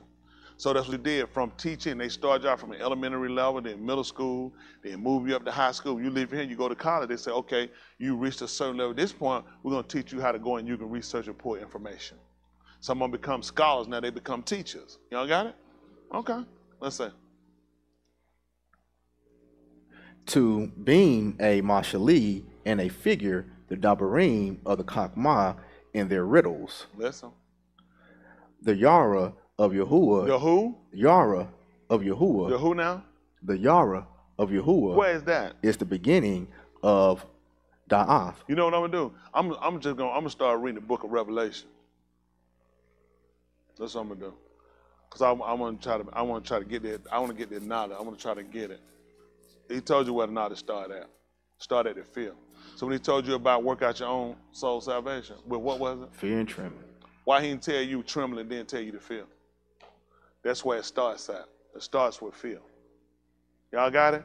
Fearing transgression because you know the penalty. See, this is something where everything that Adam did, this is what he lacked.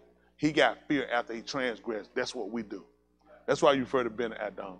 You get fear after you get caught. Yahushua had fear before he get caught. He said, this is what you do. That's why he sought wise counsel. He started to look to consider things.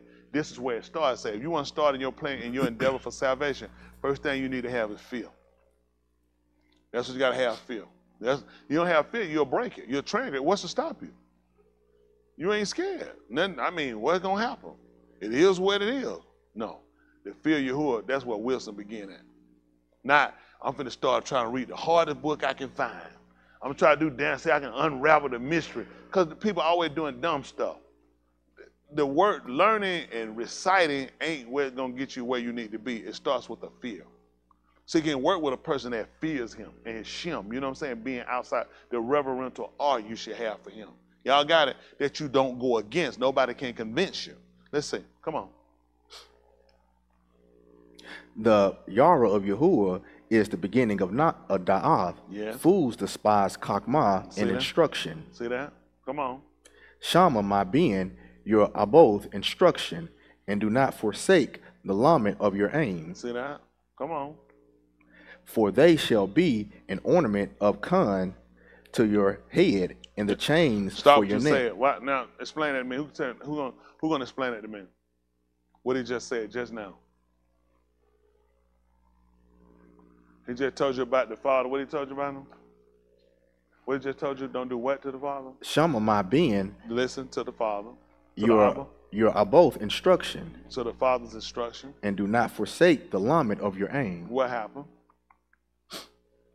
For they shall be an ornament of Khan to your head. So how many of y'all don't understand that?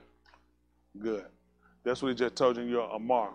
He told you about honoring your mother and your father. He said that's the first Amar with promise, that it might be well with you. You might live long. I'm giving you favor.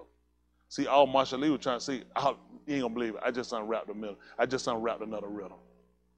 See, that a hidden truth that people meant. Everything he told you, see, it's just spoken. It's a story in which he told you something, and in the end, it's true. See, he told you Yahushua was going to speak to you in the Mashaly. He told him a lot of stuff, and people try to wonder why he's telling the story. He told you, he said, I'm going to speak to him in a Mashaly. At the end of it, it's true what he's trying to tell you. It's where he give you a little story, and at the end, it's just true. What he just told you, the truth, he said it's going to be a con. I'm going to give you favor. He said, out of all of the mark, that's the first one he gave you with a promise.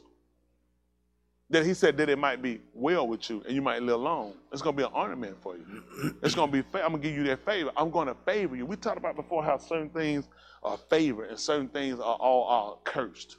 So you want to look at how to keep from being a curse and how to try to get favor, which is con. Y'all got it? So he's telling you it starts with fear. Now I'm going to start telling you how you operate inside the home. For a young person, you ought to look at listening to the instructions of the Father. And you should not forsake what your aim has told you to do. He said, this thing going to be an ornament for you, and it's going to be con. It's going to give you favor. So the only reason why I believe it, because it aligns with our Amar. If he just said, I don't know if that's true. That's what he said until it happened. But based upon we already have factual events telling us, that's why Yahushua did it. Wow, that's amazing. Because he went to the wedding. He wasn't going to make that wine, but his mother told him to do it. It's going to be hard not to do what your mama told you to do it. Now, when you're supposed to listen to what your Abba told you, you ain't supposed to forsake your aim. So she told him they wanted wine. He said, what I had to do with you? But he made it. Now, Josh told us the story. He said Yahushua was at the party. He said he was playing the music. He said he was on the wall. He was standing with his feet, like them, you know what I'm saying, slew foot. He was sitting on the wall. And his mama came with her, and she was like, she said, Yahushua. His mama told her that. She said, Yahushua. He said, yeah, mama. She said, they want some wine. He said, what? He said, they're right here, my mama. And he went on down and started making the wine. Listen, I like, are you serious? He said he was on the wall. So he was just on the wall, just chilling. He was slew-footed, you know what I'm saying? Just rocking, just bumping his head and everything. He's like, what? Wine? All right, you my mama. So you want to now start making wine. I said, y'all need to get some of your teaching sometime. Make sure you come right back to me so I can clean it up. Come on. For they shall be an ornament of Khan on your head and chains for your neck. Yes. My being, if kataim entice you, Listen what he told you to do. do not consent. You ain't gonna believe it. If sinners entice you, let's see what entice is.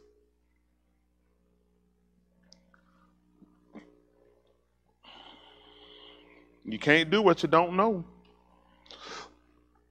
Entice. Attract or tempt by offering pleasure or... Wow, that's tight. Y'all see that?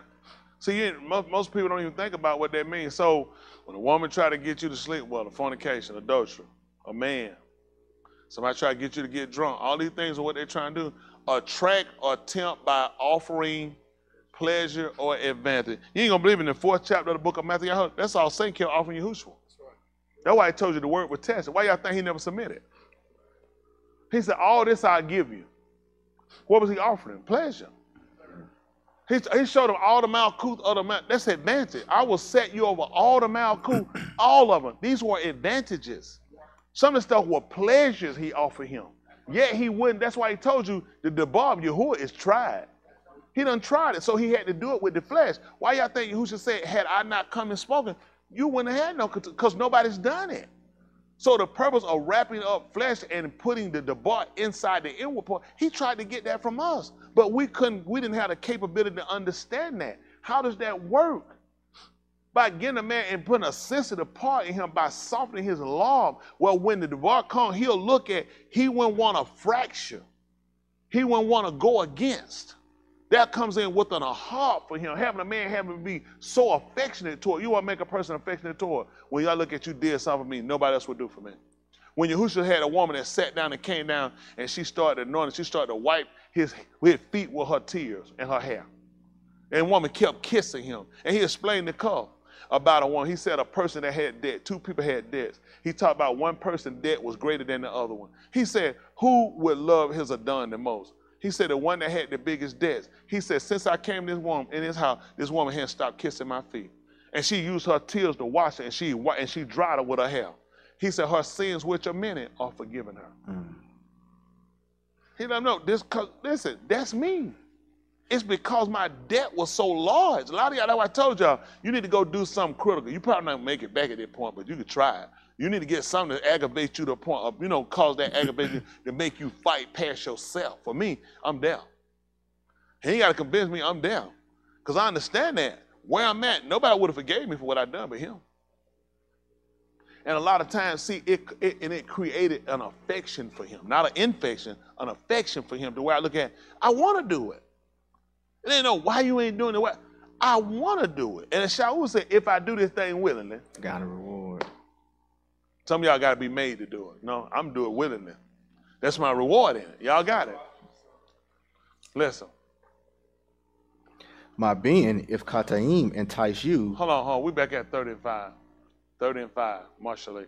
You already at 30 and 5. You moving. He got to come over. Oh, okay. 30 and 5. Let me get back over there. Every debar of the all is tested. Listen. He is a shield to those that take refuge in him. So how you going? So when you gonna find that out? What's a shield used for? Yeah, that's right. The block. A shield is the block. Y'all got it. That's what it is. Try to block to keep from penetrating. So then I got to be in that situation so I can see it happening. Because a lot of times, just like when police go out with a vet, they looking if I get shot, I don't want to pierce through. I'm going to still be in pain. I'm going to still hurt. But it's to prevent it from going through where it can do critical. Well, that's sometimes we look at in Yahuwah, we don't even want to get any of the effect of it. You know what I'm saying? It's not going to be critical to killing them, but it's some things you still got to suffer. Ain't the police wearing no bulletproof vest, but if I get shot, I'm just standing here like this. I'm going to still get the hurt and the pain, but it don't pierce through and kill me. That's what we get with Yahuwah and serving through Yahushua. He'll shield to us. Sometimes what happens to you still might get the pain and arm from holding it up, but I don't get the real effect of where it caused the break and the real damage. That's what you consider. You'll be complaining about, oh man, I broke a fingernail. He said, I can't win. I'm still a shield. I kept it. It could have been a whole lot worse. You get so tied up when you want to suffer nothing. You don't want to go through nothing, and that's when you feel like you're saved. So Yahushua must not have been saved. Didn't own nothing. Everything had to be borrowed, alone, and given to him. So he couldn't have been saved. suffered everything, and hated by people. You can't get one person don't like you. And it's for something you did wrong. You know what I'm saying? It ain't like you being hated for something you ain't done. You being hated for something you did wrong, and the man can't get nowhere with us. It's never in where you satisfied or where you put enough confidence in him to realize, let me see the end of this. He has brought you to nothing that there's not a conclusion to it. He's not that person where you're here and I don't already have a better end to it. Y'all got it? We just naturally think because you hadn't seen it yet. But based off of all of the readers we got, he gave them an end before it even happened. Come on. Do not add to his dabarim, lest he shall reprove you, and you shall be proved a kazab. Mm-hmm. 2 things I asked of you. Do what? Do not hold back from me before I moot. Like what? Remove vanity in the debar of lie far from me. Let's see what vanity is. I think it's like an exalted pride or something. Let's see vanity. We asked them to remove some window. Now, you know what these people, somebody finna go home and do? They finna call Home Improvement. They finna call Angela and get somebody to come and take the sink out the bathroom. Tell them, before I die, I want to get this vanity out of him. Please stop it. And that folks sitting here with a foot tub trying to wash their hand because they done got the vanity out of him before they die. Just stop it.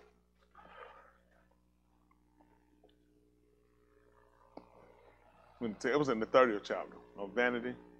Excessive pride or admiration of one's own appearance, or that's what Yahushua had to get done. That's what he asked for. Let me ask y'all a question. You think that man would have took on death had he had that vanity? He had some admiration for himself. He had that accelerated pride. Why would he have done it? See, he had to humble himself. See, all this was an example of showing you the humility of humbling himself. You think things are okay, but a lot of things are not okay, they'll hurt you. Because of pride, there's certain things a man ain't gonna let happen to him. Because of pride, there's certain things you won't suffer, because it'll make you look bad. And you ain't gonna believe what happened. He looked bad. So Yahushua asked for him to do that before he moved. Because he knew there's no way I'd be able to do it if I had this exalted pride. If I had this self-achievement of myself. Hello? So you know what he taught him also to do? He let another man praise and not his own lips. That was the book. Did y'all know that? You never heard him talk about how great what he could do. The book declared to him, it said, let another man praise you. That's how he broke it, and not your own lips. You ain't believe when he would talk, he would tell them stuff. He said, listen. He said, I'm gonna go to Jerusalem. He said, I'm gonna be delivered in the hand of Kataim, sinnerman. He said, and they're gonna put me to move. He said, in the 3rd day, I'm going to get up. Don't tell nobody. Walked off. Get what they did. You know he going to Jerusalem. That's how he got rid of his exalted pride, achievement of himself. I let somebody, that's what he told. He said, let another man praise you, not your own lips. What's that, the 24th chapter of the book of Mashaly? I think it's the 24 and 1 or 16. Might be in the 16th chapter. Might be 16.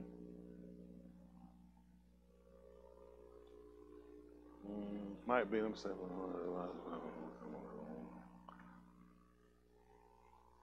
I might think, is it 2072? Appreciate it. Mashaly 2072. Possibly. Do 27-1. Mashaly.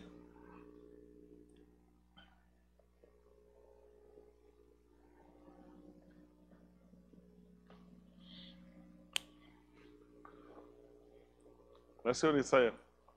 Do not boast in the yom of tomorrow. Y'all hear? He's on boast on the day following. Why? For you do not know what a yom may bring forth. See that? He said, you don't know what they're going to bring forth. You'll never know. I'll tell you, mine good enough for the day. I tell you about living right. What I tell you, I try to go ahead and live right all next week. You know, he said, I don't know what tomorrow's going to bring. The day you be talking about, I know tomorrow I get up, what I'm going to go and do. You don't realize, how you know you're going to do that tomorrow? You might wake up in the house. I remember one time we were going to have something. I also want to do it another day. I said, you don't know. You might not be here. Might be in somewhere else. He wound up being in the hospital. He was there for about a week or so. He like, you did that. I said, well, that easy, out of nowhere. He had a slight heart attack. You don't know what tomorrow will bring. You never would have expected that. And you know why things like that had to happen? People don't realize why. It makes you have more of a sure to hit work. Because if you're feeling good today, why won't you feel good tomorrow? And why, when you think about it, if you're feeling good today, what's the probability tomorrow you're going to be sick? That is too close of a time. He let you know, don't be stupid. You don't know what tomorrow going to bring. So it makes you to become more cautious or more considerate of everything's in the hand of one person. It ain't in your hand, it's your care. Come on, let what? Another tahala you. See that? Let somebody else praise you and do what? And not your own pa. Or who? A stranger. And? Not your own lips. That's why you see, they didn't even know that. Why you shouldn't walk around bragging. Oh yeah, you don't know me, nigga, I'm a bad nigga. Man, I do stuff, man, nigga don't even know me. Man, I got all kind of stuff. Gold, all kind of stuff. Nigga, I'm the man where I come from. He's let somebody else do it.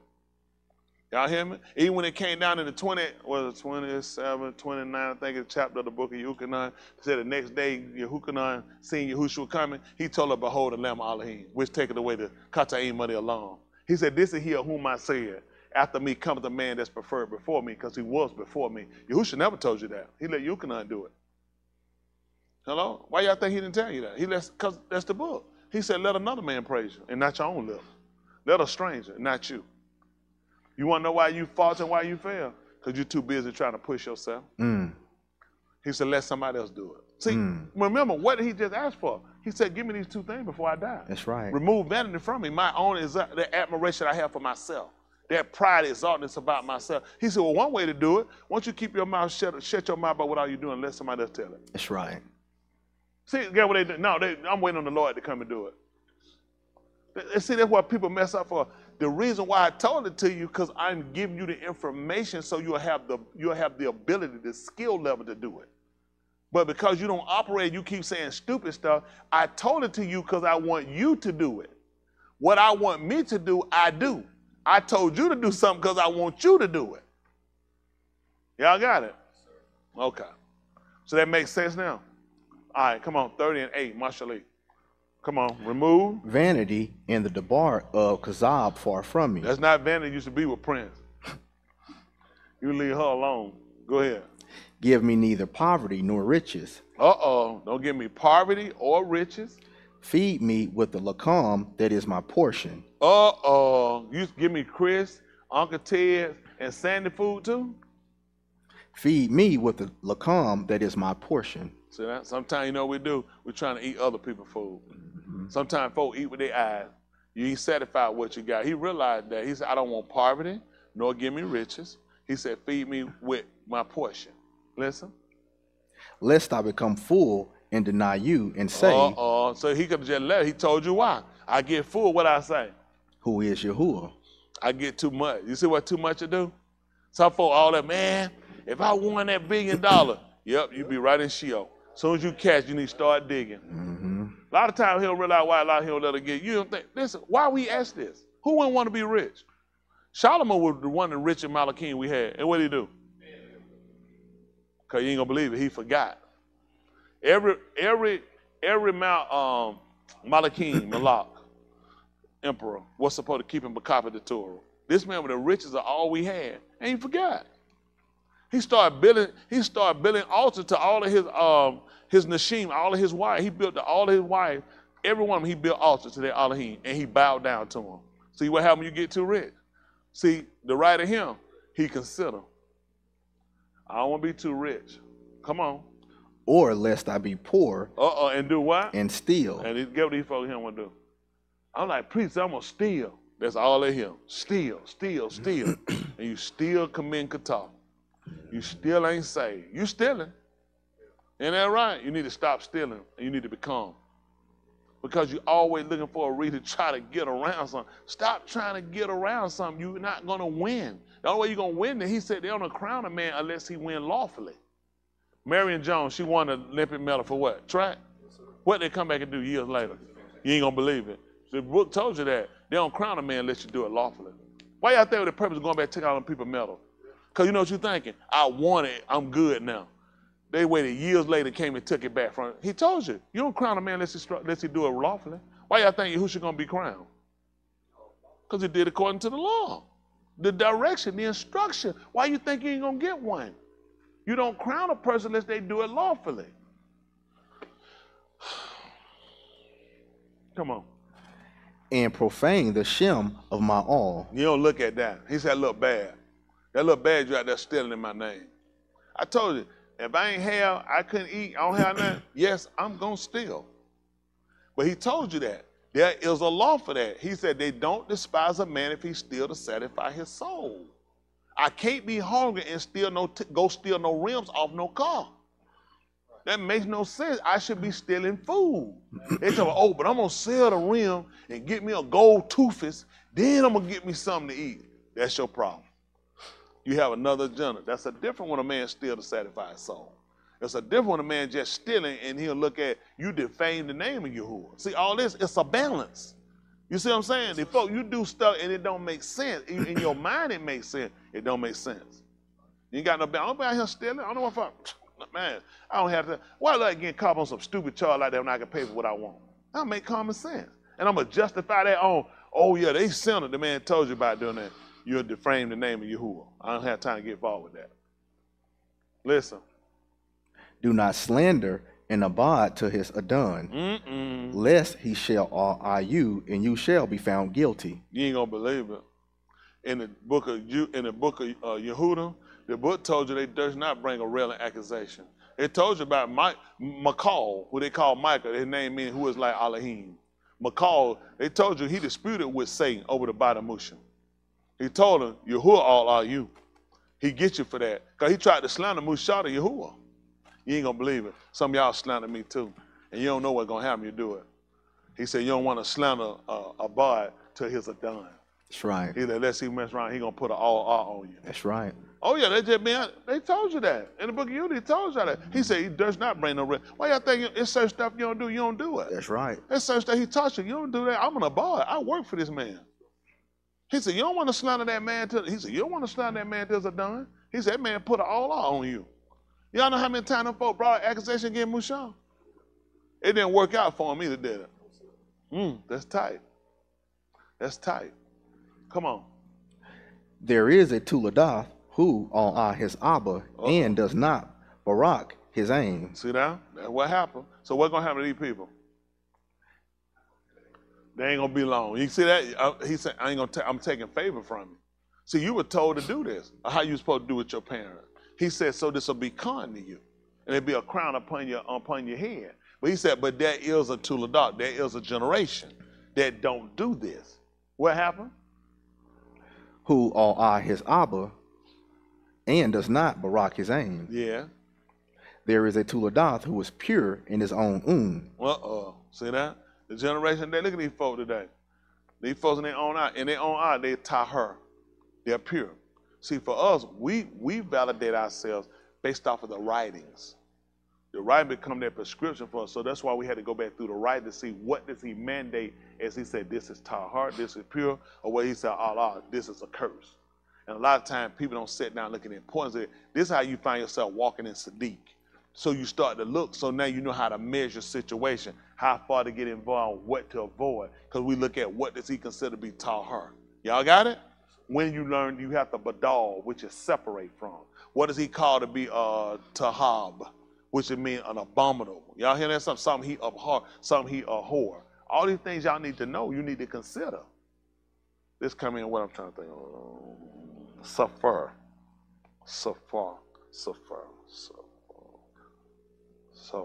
Yeah. S-A-P-A. S-A-P-A. That's the lips, which is the border. That's the border of your body, your mouth. Your lips, the border. I want you to keep them, what was that? Sagar. S-A-G-A-R. I want you to keep your S-A-P-A. I want you to keep it S-A-G-A-R. I want you to keep your lips shut up. Sagar, it means to shut up. Sapa is lips. That means the border. That's what they understood, the border. The border. That's what in the clothes, that's the border. Shut the border. Y'all got it? A lot of things we want to try to make sure we get conscious of. See, the way they view things a lot different than how we do things. Y'all got it? And we want to come into that, but not into that understanding. So we know how to halak. Y'all got it? All these things we're trying to consider, we're trying to do it. We're trying to grow in it. Y'all got it? We're trying to make sure we got that understanding, we comprehend it. The main thing at the end of the day is to possess the Ruach HaKodesh. And you can't do it in ignorance. You can't ignorantly obtain the Ruach HaKodesh. Okay? You can ignorantly find some other thing like, oh, look at it, I found something. Not when it comes to salvation. All this is going to be through knowledge. Y'all got it? This is going to be through a skill set. Don't be thinking he's just going to take dumb me and just give me something. Dumb you ain't going to get nothing but get taught. Because your writing says it's written in Naba'im. So how you going to just ignorantly find it? It don't make sense. You're going to ignorantly obtain the Ruach HaKodesh. When he clearly told you that he that a man on me as the Ketuvim has said. So how you going to do it as it said and ignorantly obtain it? You can't. That's why he opened the understanding. This ain't something you're going to look up on, happen up on, chance by happening. No, you're going to obtain it by a skill set. So the first thing we're going to learn how to do is to fear. Fear.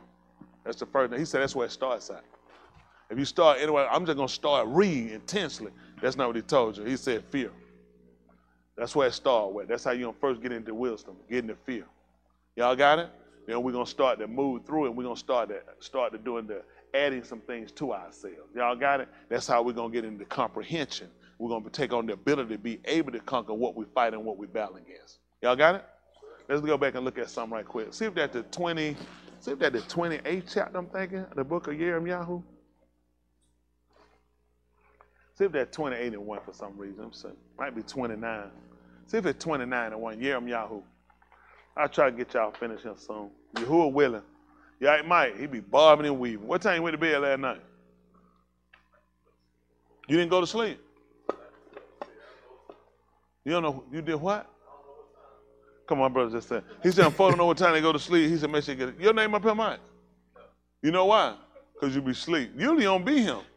If I get your name here, you know what? This is as long as you've been healed up, Mike. You know that?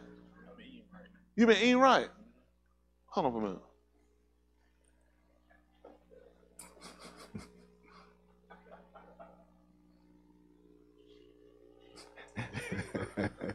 I'm confused. You been eating right? What you been eating, Mike? Raw liver? No, watermelon. Watermelon. You just told me you ate oxtails yesterday. That's my cheat day. Yo, cheat day?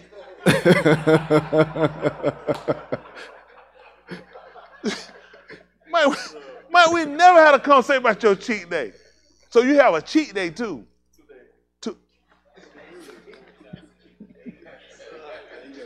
That man got cheat days. So on your cheat day, so what you eat on your regular day, you ain't cheating what you eat? I know. Potato, starch. Oh, sweet potato. Okay, spinach, watermelon, smoothie.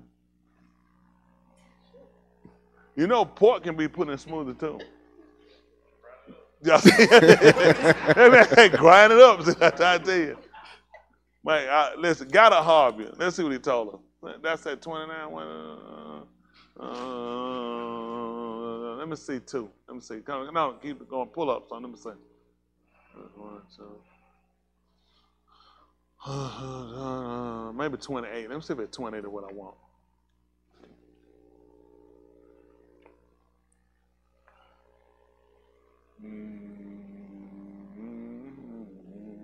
I don't know. Let's see. Come on, listen. And it came to pass in that Shana, in the beginning of the reign of Sidkiah, Malak of Yehuda, in the 4th Shana, in the 5th Yared, Kananyah, the ben of Azur, the Nabi, who was from Gibeon, spoke to me in the Beth of Yahuwah, in the presence of the Kohanim and all the alms, saying, Thus says Yahuwah of Sabaoth, the all of Yasharal, saying, I have broken the yoke of the Malak of Babel. Within 2 Shanim of Yamim I shall bring again to this Malchum all the vessels of the Beth of Yahuwah, which Nebuchadnezzar, Malak of Babel, took away from this Malchum and carried to Babel. Hold, stop. Go, no, that's not, give me 30. Let me have 30. I got a reason now, 30. 31. But we're going to move down. You got a different way. Let's say, listen. The debar which came to Yaramyahu from Yahuwah, saying, Thus says Yahuwah, the all of Yasharal, Katab for yourself all the dabarim which I have spoken to you in a scroll. Y'all see what he wanted them to do? He wanted them to write down everything he told them and put it on a scroll. Y'all got it? Yes, sir. Go ahead. For behold, Yamim are coming, declares Yahuwah, when I shall restore the fortunes of my arm, Yasharal and Yehuda. Yahuwah says, I shall also bring them back to the Arats that I gave to their abode, and they shall possess it. Uh-oh, you hear what I'm saying? Why did he tell you that? What was the purpose of telling y'all that? The end at the beginning. That's right. Because you know why he told you that, Chris? If I told you I'm going to bring back the things that happened, you all know you finna lose something. Yeah. You can't bring back nothing you ain't lost. Yeah. But they were already in captivity. They need to know that. They'll see the debar for consolation. These people are already in captivity. They already been cast out of their land. But he letting these people know that I'm going to bring it back, though. So, see, that's the purpose. Sometimes we don't wait to hear. We'll faint before we find out there's an end to this. He already letting them know, listen, I'm going to bring it back. Let's see what happened, though. Listen. Now these are the dabarim which Yahuwah spoke concerning Yasharal and concerning Yehuda. For thus says Yahuwah, I have Shama a call of terror, of dread, and there is no shalom. You see that? Ain't no peace. Ask now and see if a male can give birth. Listen. Why do I see every Ish with his hands on his loins, as in a Shah in childbirth? You see that? They was in pain, they were groaning. These men was in pain, they was in pain, they were groaning, like a woman in childbirth. You see that? Every man's hand was on his loins. Listen. And all panim are turned to paleness. All their face had lost the color to them. Listen. Alas, for that Yum is great, for none is like it. And it is the time of Yaakov's distress, but he shall be Yasha from it. Y'all said that's a time of stress. He said, but he gonna be delivered from it. See that? Even with tell you about the curse, what he gonna do to you? He said, listen, this is a time like ain't never happened before. He said, but he gonna be delivered from it. Listen. It shall come about on the Yum, on that Yum, declares Yahuwah of Sabaoth, that I shall break his yoke from off their neck, and shall tear off their bonds, and strangers shall no longer lay service on him. Listen. But they shall serve Yahuwah their all, and Daoud their Malak, whom I shall coom up for them. See that? Now he told him to Daoud, because we're going to look at the ben of Daoud. He wasn't physically going to bring Daoud up, but he was going to bring a lineage. He was going to bring a seed from Daoud and put up. That's right. And he told him, I'm going to coom him up. So we should have been looking for Daoud to come up from the grave. That's it, from what he's telling us, and we should have been looking for a seed. Because he planted Daoud, then some were going to spring up from him. Ain't that right? He's still going to count it to Daoud. That's right. Hello? Yes, sir. If I get a watermelon, if I plant a seed and the watermelon come out, I'm going to count that watermelon to that seed. That's right. And Daoud was the one that gendered this for it to happen. Listen. Now you are not, O Yaakov, my Abad, declares Yahuwah.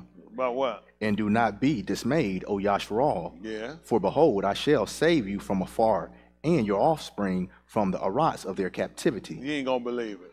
Yahushua, when he told in the book of Yaramyahu, he told you, behold my bar, what was he going to be? High and what? You ain't going to believe how he saved you. He saved you from afar. See, all they didn't realize they were looking at somebody across the yard. They wouldn't know how they're going to come. He set him up high and put him over. He said, I'm going to save you from afar. Come on. And you know he was far. They had to put, when he was thirsty, they had to put the cup up on a reed to put it up to him. Nobody could put it to his lip. They had to put on a reed. You ain't going to believe it because he was so far from us. Go ahead. And Yaakov shall return and shall be quiet and at ease. That quiet would mean he's going to be safe. That mean your lip going to shut. It mean he going to quiet is also mean safe. It's a place for safe. It's going to be sometimes you holler, you cry, and say, calm down, child, wake up from a dream. You're trying to get them to be quiet because why? They're safe. I need you to calm down. You're safe. Sometimes police rescue someone or someone, they still going. They're trying to get them to calm down. Shh. Shh. You're safe now. That's what he's talking about. Code, not shut up. They ain't gonna be talking. They're not gonna be able to speak. They're gonna be mine, but they're gonna be in security. That's what we're looking for, security. Come on. And no one shall make him afraid. Listen. For I am with you, declares Yahuwah. Listen what happened. To Yashayu, for I shall make a destruction among all the Goyim where I have scattered you. Y'all hear that? You ain't gonna believe it. You know, these people don't have no idea or do that. You know why you in all these different places? Why you in Antarctica? Why you in Russia? Why you in Europe? Why you in over the Middle East? Why you in parts of Kiblan they call Africa? Why you in America? Why you in these South American countries? Do you know why? They're gonna destroy him. Wow, ain't that amazing? Why you in Hawaii? Why you in all these states? I put you here. See, you didn't even know why I put you here. Because I told you I'm going to destroy these people. See, all I need a reason to set them up. This America did it one time. How Pearl Harbor actually happened, America set it up. They wanted to get involved with the war. They had no reason to get involved with the war. So they set that island up and they allowed some. See, I don't know why military people still have confidence in them. They set up their own people to get killed. When they let them bomb Pearl Harbor, they knew about Pearl Harbor. They set it up. They knew the Japs were going to bomb it. That gave them the reason to go in and invade and take over Japan and make a mess out of it. And now look how they control them now. Japan want them out of there and realize that we don't put our feet down to ever let you go. When we put our foot somewhere, we there for life. Mm-hmm. That's why folks hate them, want them gone. They don't want them in Italy. They don't want them in France. Nobody want the military base over there. They don't want it. And they go, they wreak havoc. That's what happened with them. Whenever you ask them to come in and help you, it's the worst help you're going to ever get. Ask the Iraqis. Anywhere you go and you put your boots on the ground at, you never leave them. That's why Osama bin Laden fell out with them. He told the Saudis, don't let them, they felt like the ground was sacred. They were like, do not let them come put boots here. You will never get rid of them, and now everybody realize it. That's why they call him a prophet. They feel like Osama bin Laden was a prophet. He told them, you're never going to get rid of them. Get them out of the Middle East. How many of y'all didn't know that? That's why they hate him. Oh, yeah. He let them do that. Don't let them put boots on the ground. What happened to them? Everywhere that you can't get rid of them. Some kind of way we got you tied up in some paperwork. We always still gonna be there. We always gonna keep intervening in your business. That's what we do. That's right. So they don't know why he put you in all these different places. He said, why a nigga in China? What a nigga, you ain't Chinese. Listen to what he told you. What did he say? For I am with you, declares Yahuwah, to Yashayu. To save you. For I shall make a destruction among all the Goyim. You're gonna destroy all nations? Where I have scattered you there. You mistakenly just popped up over him. You mistakenly just popped up in Cuba. You mistakenly popped up in all these different places today. Or did he tell you, I just told you I scattered you there? That's right. Because I needed a reason when I come back to destroy these people because I'm going to be searching for my goods. Have you ever lost something you really needed? You start flipping the house upside down looking for it. Why? What makes you just flip stuff in your house? What you looking for is more valuable than other stuff. No bit, no made up, all that junk. I'm flipping it. You ain't gonna believe it. He come back looking for his stuff done. He gonna be flipping stuff. He ain't gonna be right there. Excuse me, you think you? I'm not asking nobody nothing. I'm gonna be flipping on. Why y'all think he flooding these places over doing what he doing? You don't know why they wasn't getting taught. See, because you don't know your own book. You too busy still stuck on Jesus' well. I'll cry too if I was a pickle on a stick. Yahushua was saved. That's right. Come on. Only I shall not make a destruction with you. Listen, listen, I'm not going to destroy you. But what you going to do? But I shall chastise you justly, and I shall not leave you completely unpunished. See that? Now they want to know, why the niggas always got to suffer? Why niggas always got to go through stuff? Let's see what he told us.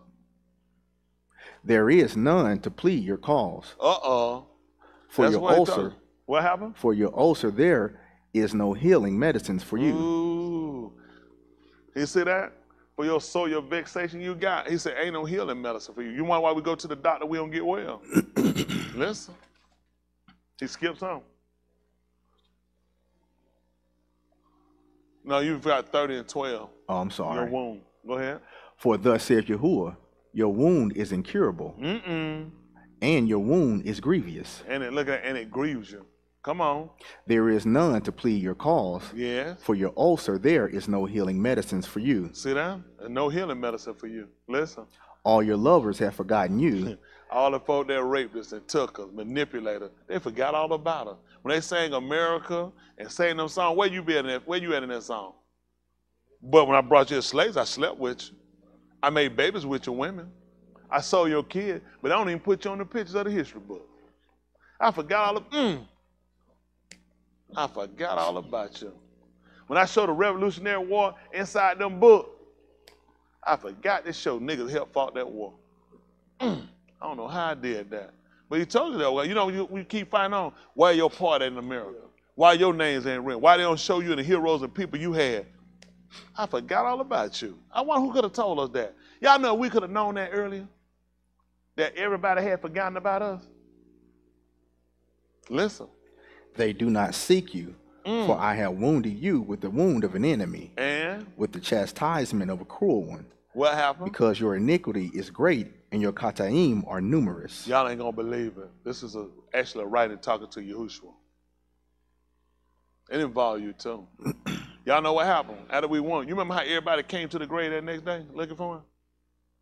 Yeah, you remember everybody came to his grave the next day and they was all piled out there front looking for Yahushua. You ain't gonna believe it. We forgot all about him. Only one of the women went to the Kabbalah grave. And the only reason she went back because she didn't get to finish when she was wrapping him.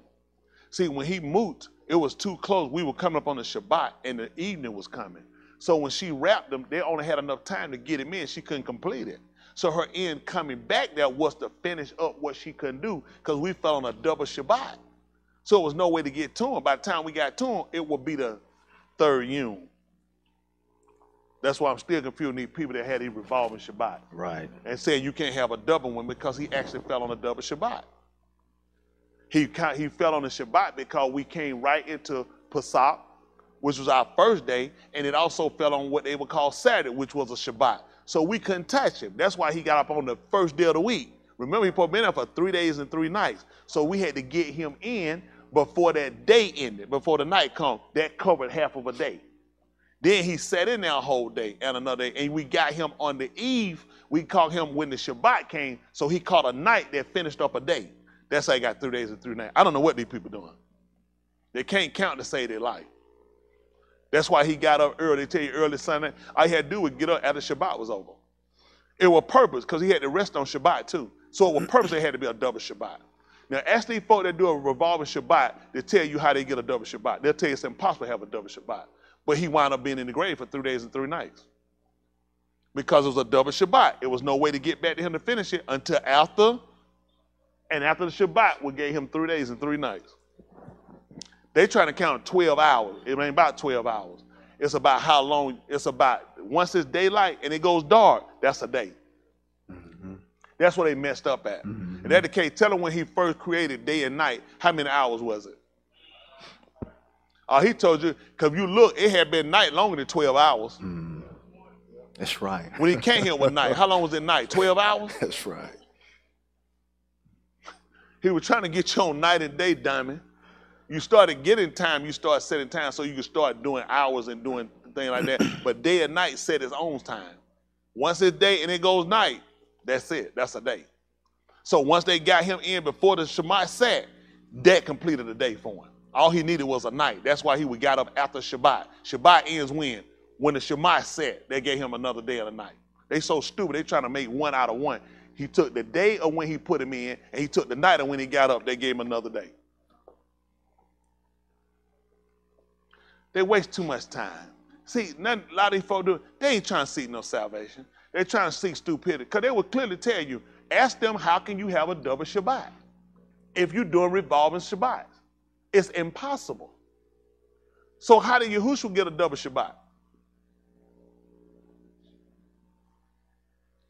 They can't figure it out to save their life. That's what I'm saying. Some stuff, abandon it. It don't make sense. Once the book done already showed you made a mess out you, just leave it alone.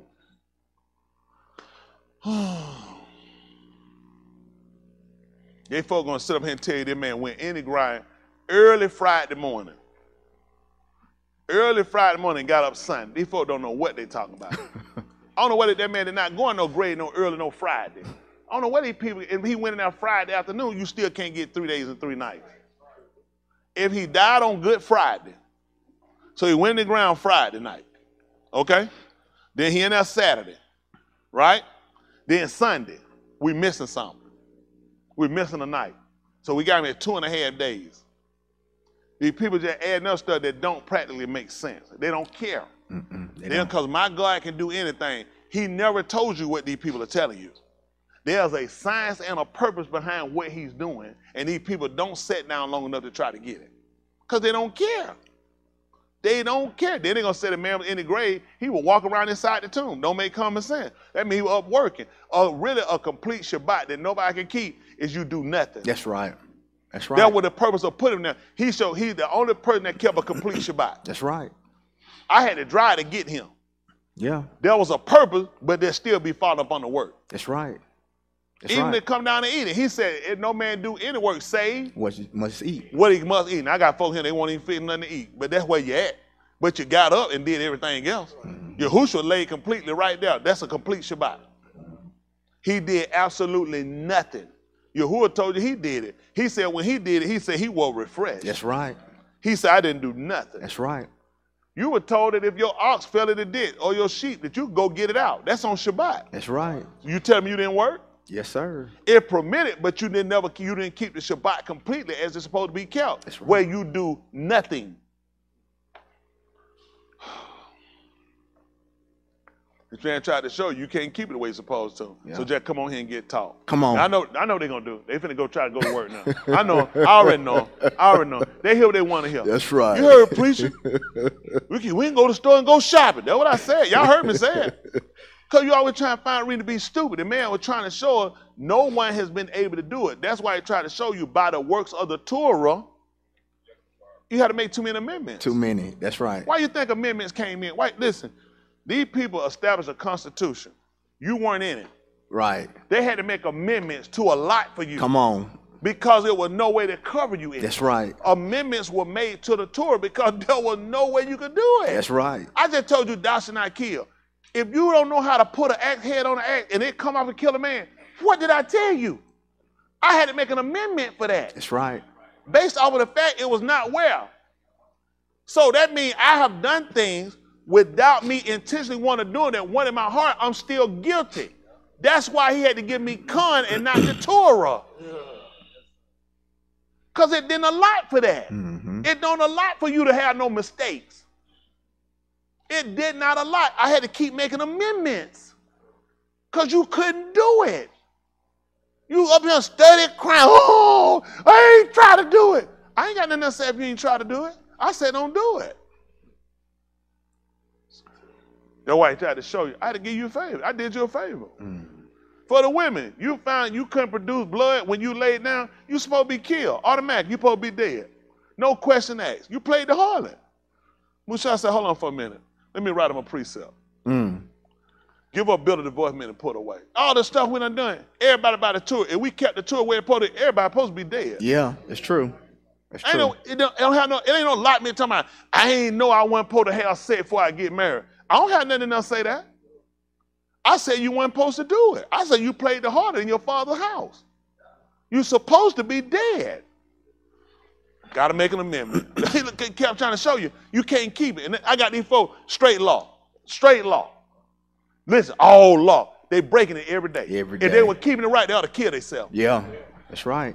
Anybody who's keeping the law, I know they can't keep it the way he told them. They should be dead. That's why he gave a con. Come on. He gave a con. Come on, folks. What we going to do? See, folks don't know what they're doing. I keep it.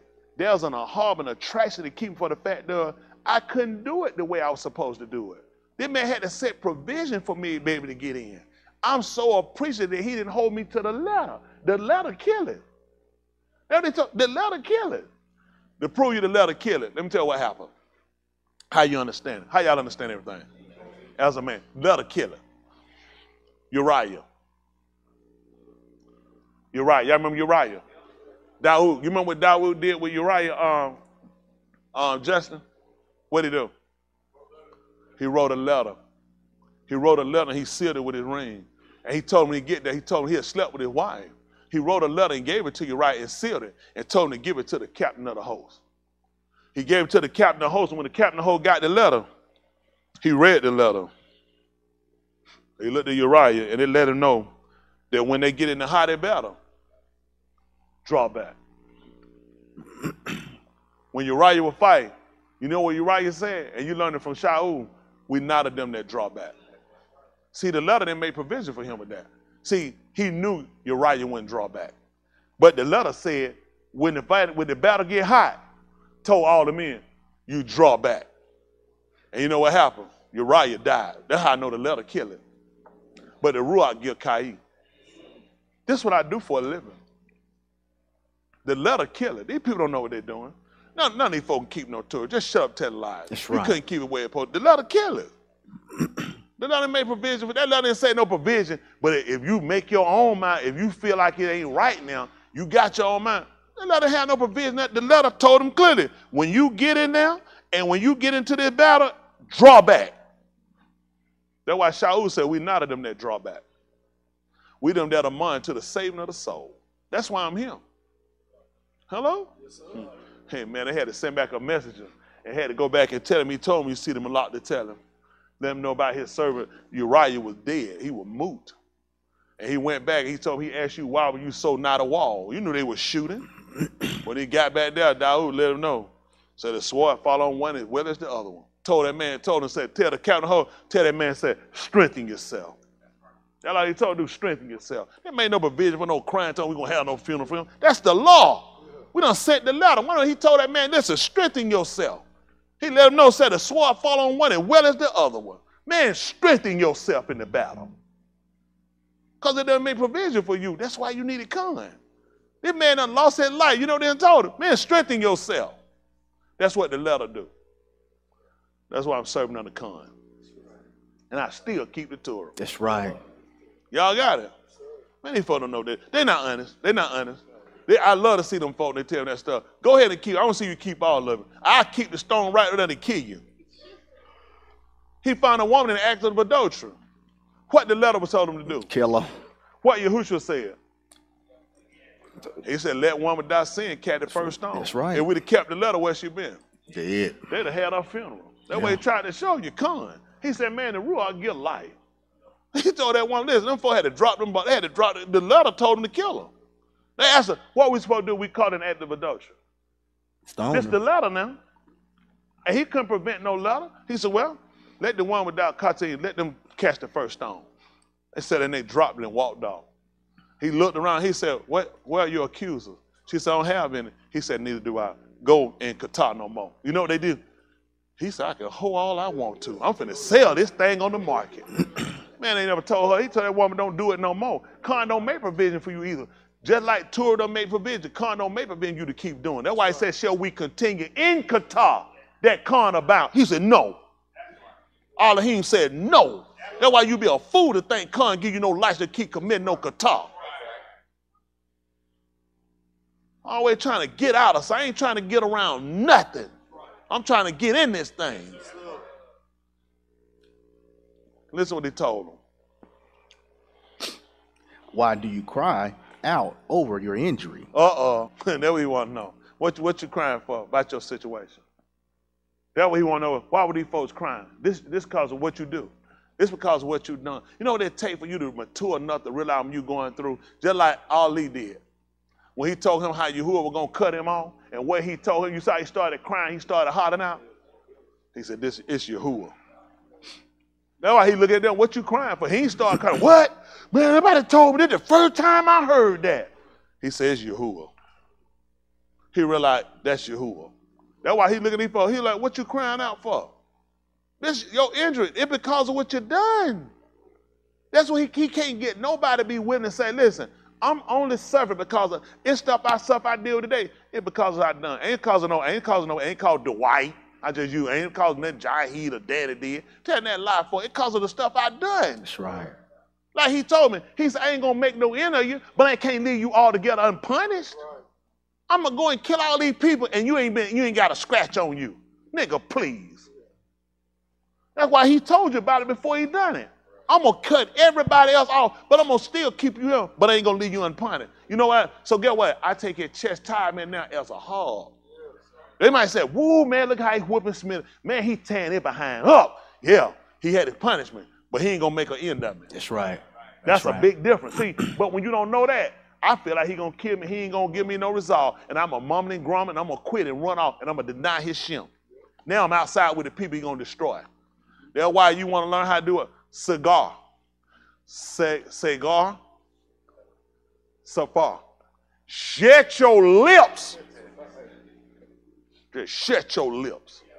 running your mouth. That man know what he's doing. That's why you might wonder why you suffering now. Because I'm going to kill everybody else. What you going to do if somebody say, let me slap you 5 times or blow your brains out? Which one you want? How grateful you are for that slap over that bullet. Now since I realized, listen, I'm thankful for my correction, that he ain't going to kill me off like the rest of these people. See, now you ask yourself, how does a person take joy in their correction? Because I know he corrected me because he'll hurt me. Mm-hmm. He don't correct you because he going to cut you completely off. That's the difference. They make you think something wrong with you. You stupid. How you rejoice on that? Because I know why he corrected me. You don't know why he going to kill you. Right. You see the difference? Right. That's what we get from teaching. Come on. Why do you cry out over your iniquity?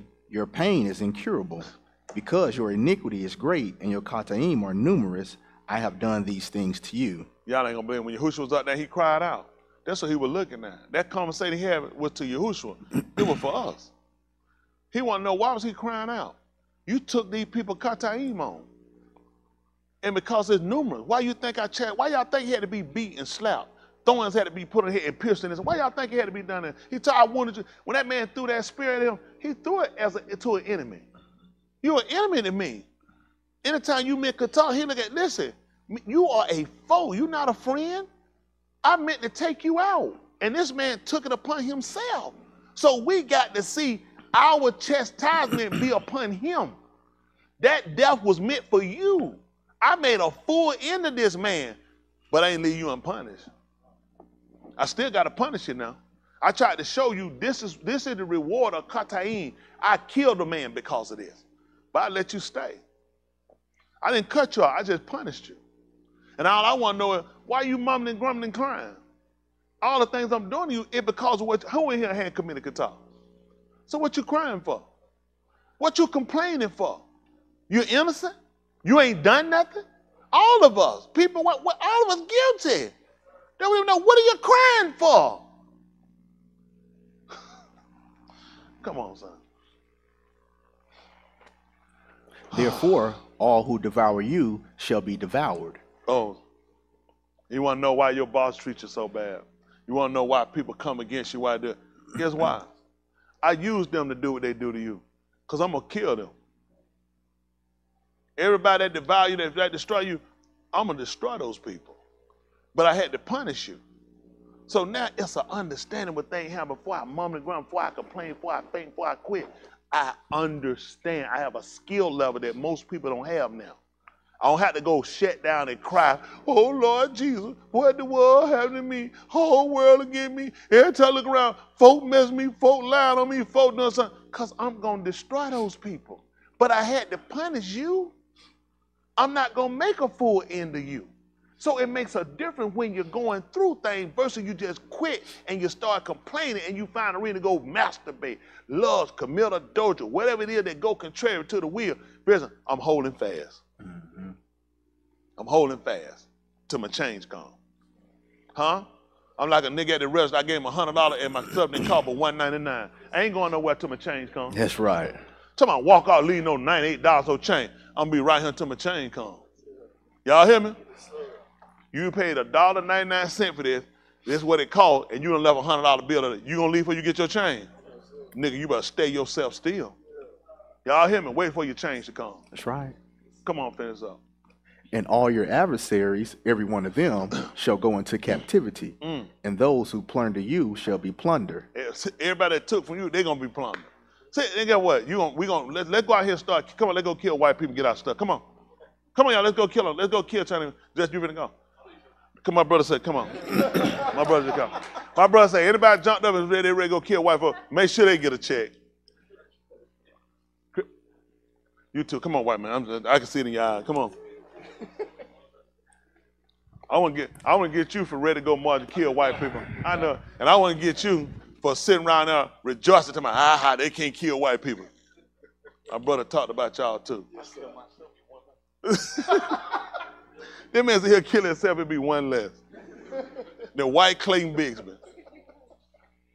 But you see how the bar comes in to give you a consolation, even in your chastisement, knowing it's coming. Who wants to be chastised? Who wants to be hurt?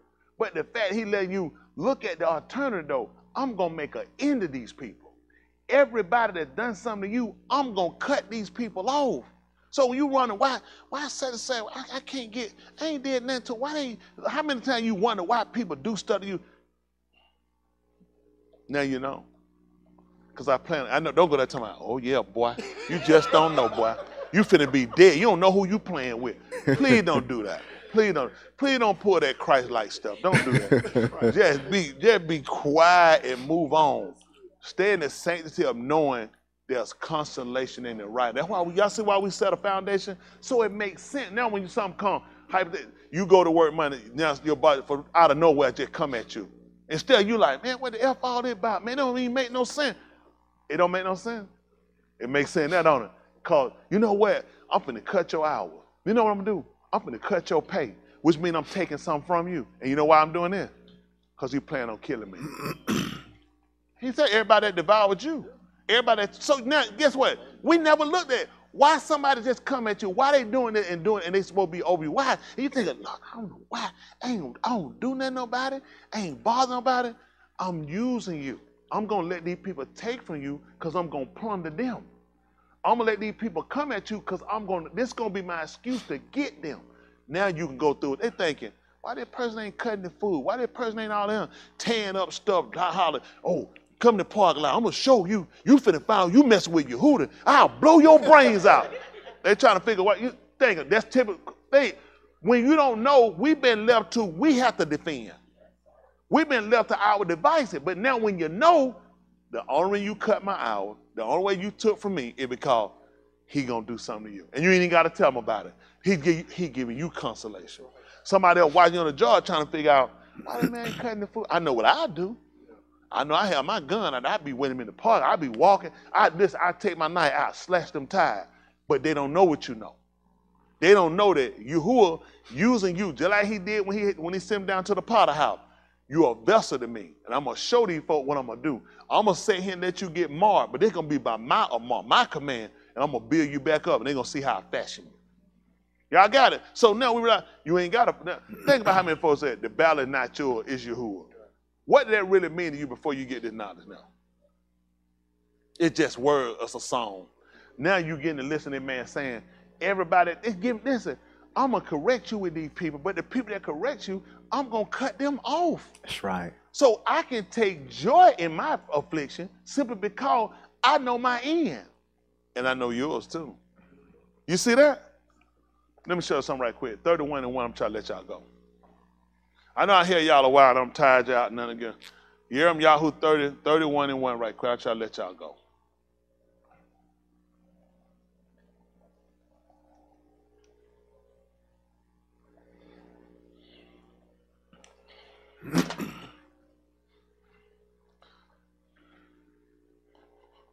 Listen. At that time declares Yahuwah. At that what? Time declares Yahuwah. What he declared? I shall be for Apharim to all the Mishpachah of Yasharal. 31 and 1? I'm sorry. I shall be for Elohim to all the Mishpachah of Yasharal. At that time declares Yahuwah, I shall be for Elohim to all the Mishpachah of Yasharal, and they shall be to me for the arm. Guess what happened? We were told before that they weren't going to be an arm. Now he just told them they're going to be an arm. Listen what he told them. Thus says Yahuwah. What? The arm who survived the sword found Kassid in Bamidbar, even Yasharal. You remember in Bamidbar, I told you before, he cut them off. He swore in his wrath when they was in the wilderness, you ain't going to believe him to the people that survived. He said the people that survived, they found Khan. They got the Kassid. They didn't deserve it. Listen, I swore in my wrath they weren't entering, but it was some people that survived. I was trying to show how they found Kassid. See, that favor override. You know what I'm saying? And when we look at what we're seeking, and that all comes through having the amunah, which is the stability. We talked about the word amad. A-M-A-D. I taught you about amad. It means to stand without wavering. And a lot of times we don't realize that we kind of waver in our belief system toward him. We believe up to a point, and it's certain things that kind of real and kind of move. We have to have a confidence. Like now, you got a new confidence. Why people might come, why people might change you, why people might come. You know what? You fired. Don't come back on. You thinking, I didn't even do nothing. How I get fired? I got bills to pay. I got a home. This will put me in a bad spot. Man, what the word you say? You ain't got to do that. Only reason he let me do that, because he going to destroy me. He going to take everything from me. See, now you can learn how you ain't got to fight a person back with wasting your time and anger. Anybody that do something to you, if you're doing the will, they can't do it unless he allow it. And he got to have a purpose to it. When you don't know it's a purpose, what you left to do? I got bills. I got to fight you. I got to do something to you. And now I got to go to jail. And I'm without the knowledge. Now I'm put in a situation I might not be safe because we don't consider that long end. These people are on to do it just like Yahushua. Who you think he's going to use? He want you to Malachi and Shaman to do that to him? Strip him down. The Malachi and Shaman were going to come here and take his clothes off. And they were going to spit in his face. They had to, and they were going to pierce him in his side. And they were going to say, the Malachi will come down here and they're going to strip his clothes off and sell them. Who were going to do it? Sinners. That's right. He had to use sinners to do that. The Malachi and Shaman were going to come here and throw a sword in his side and stick him. No. They're like, I'm not going to do no stupid stuff like that.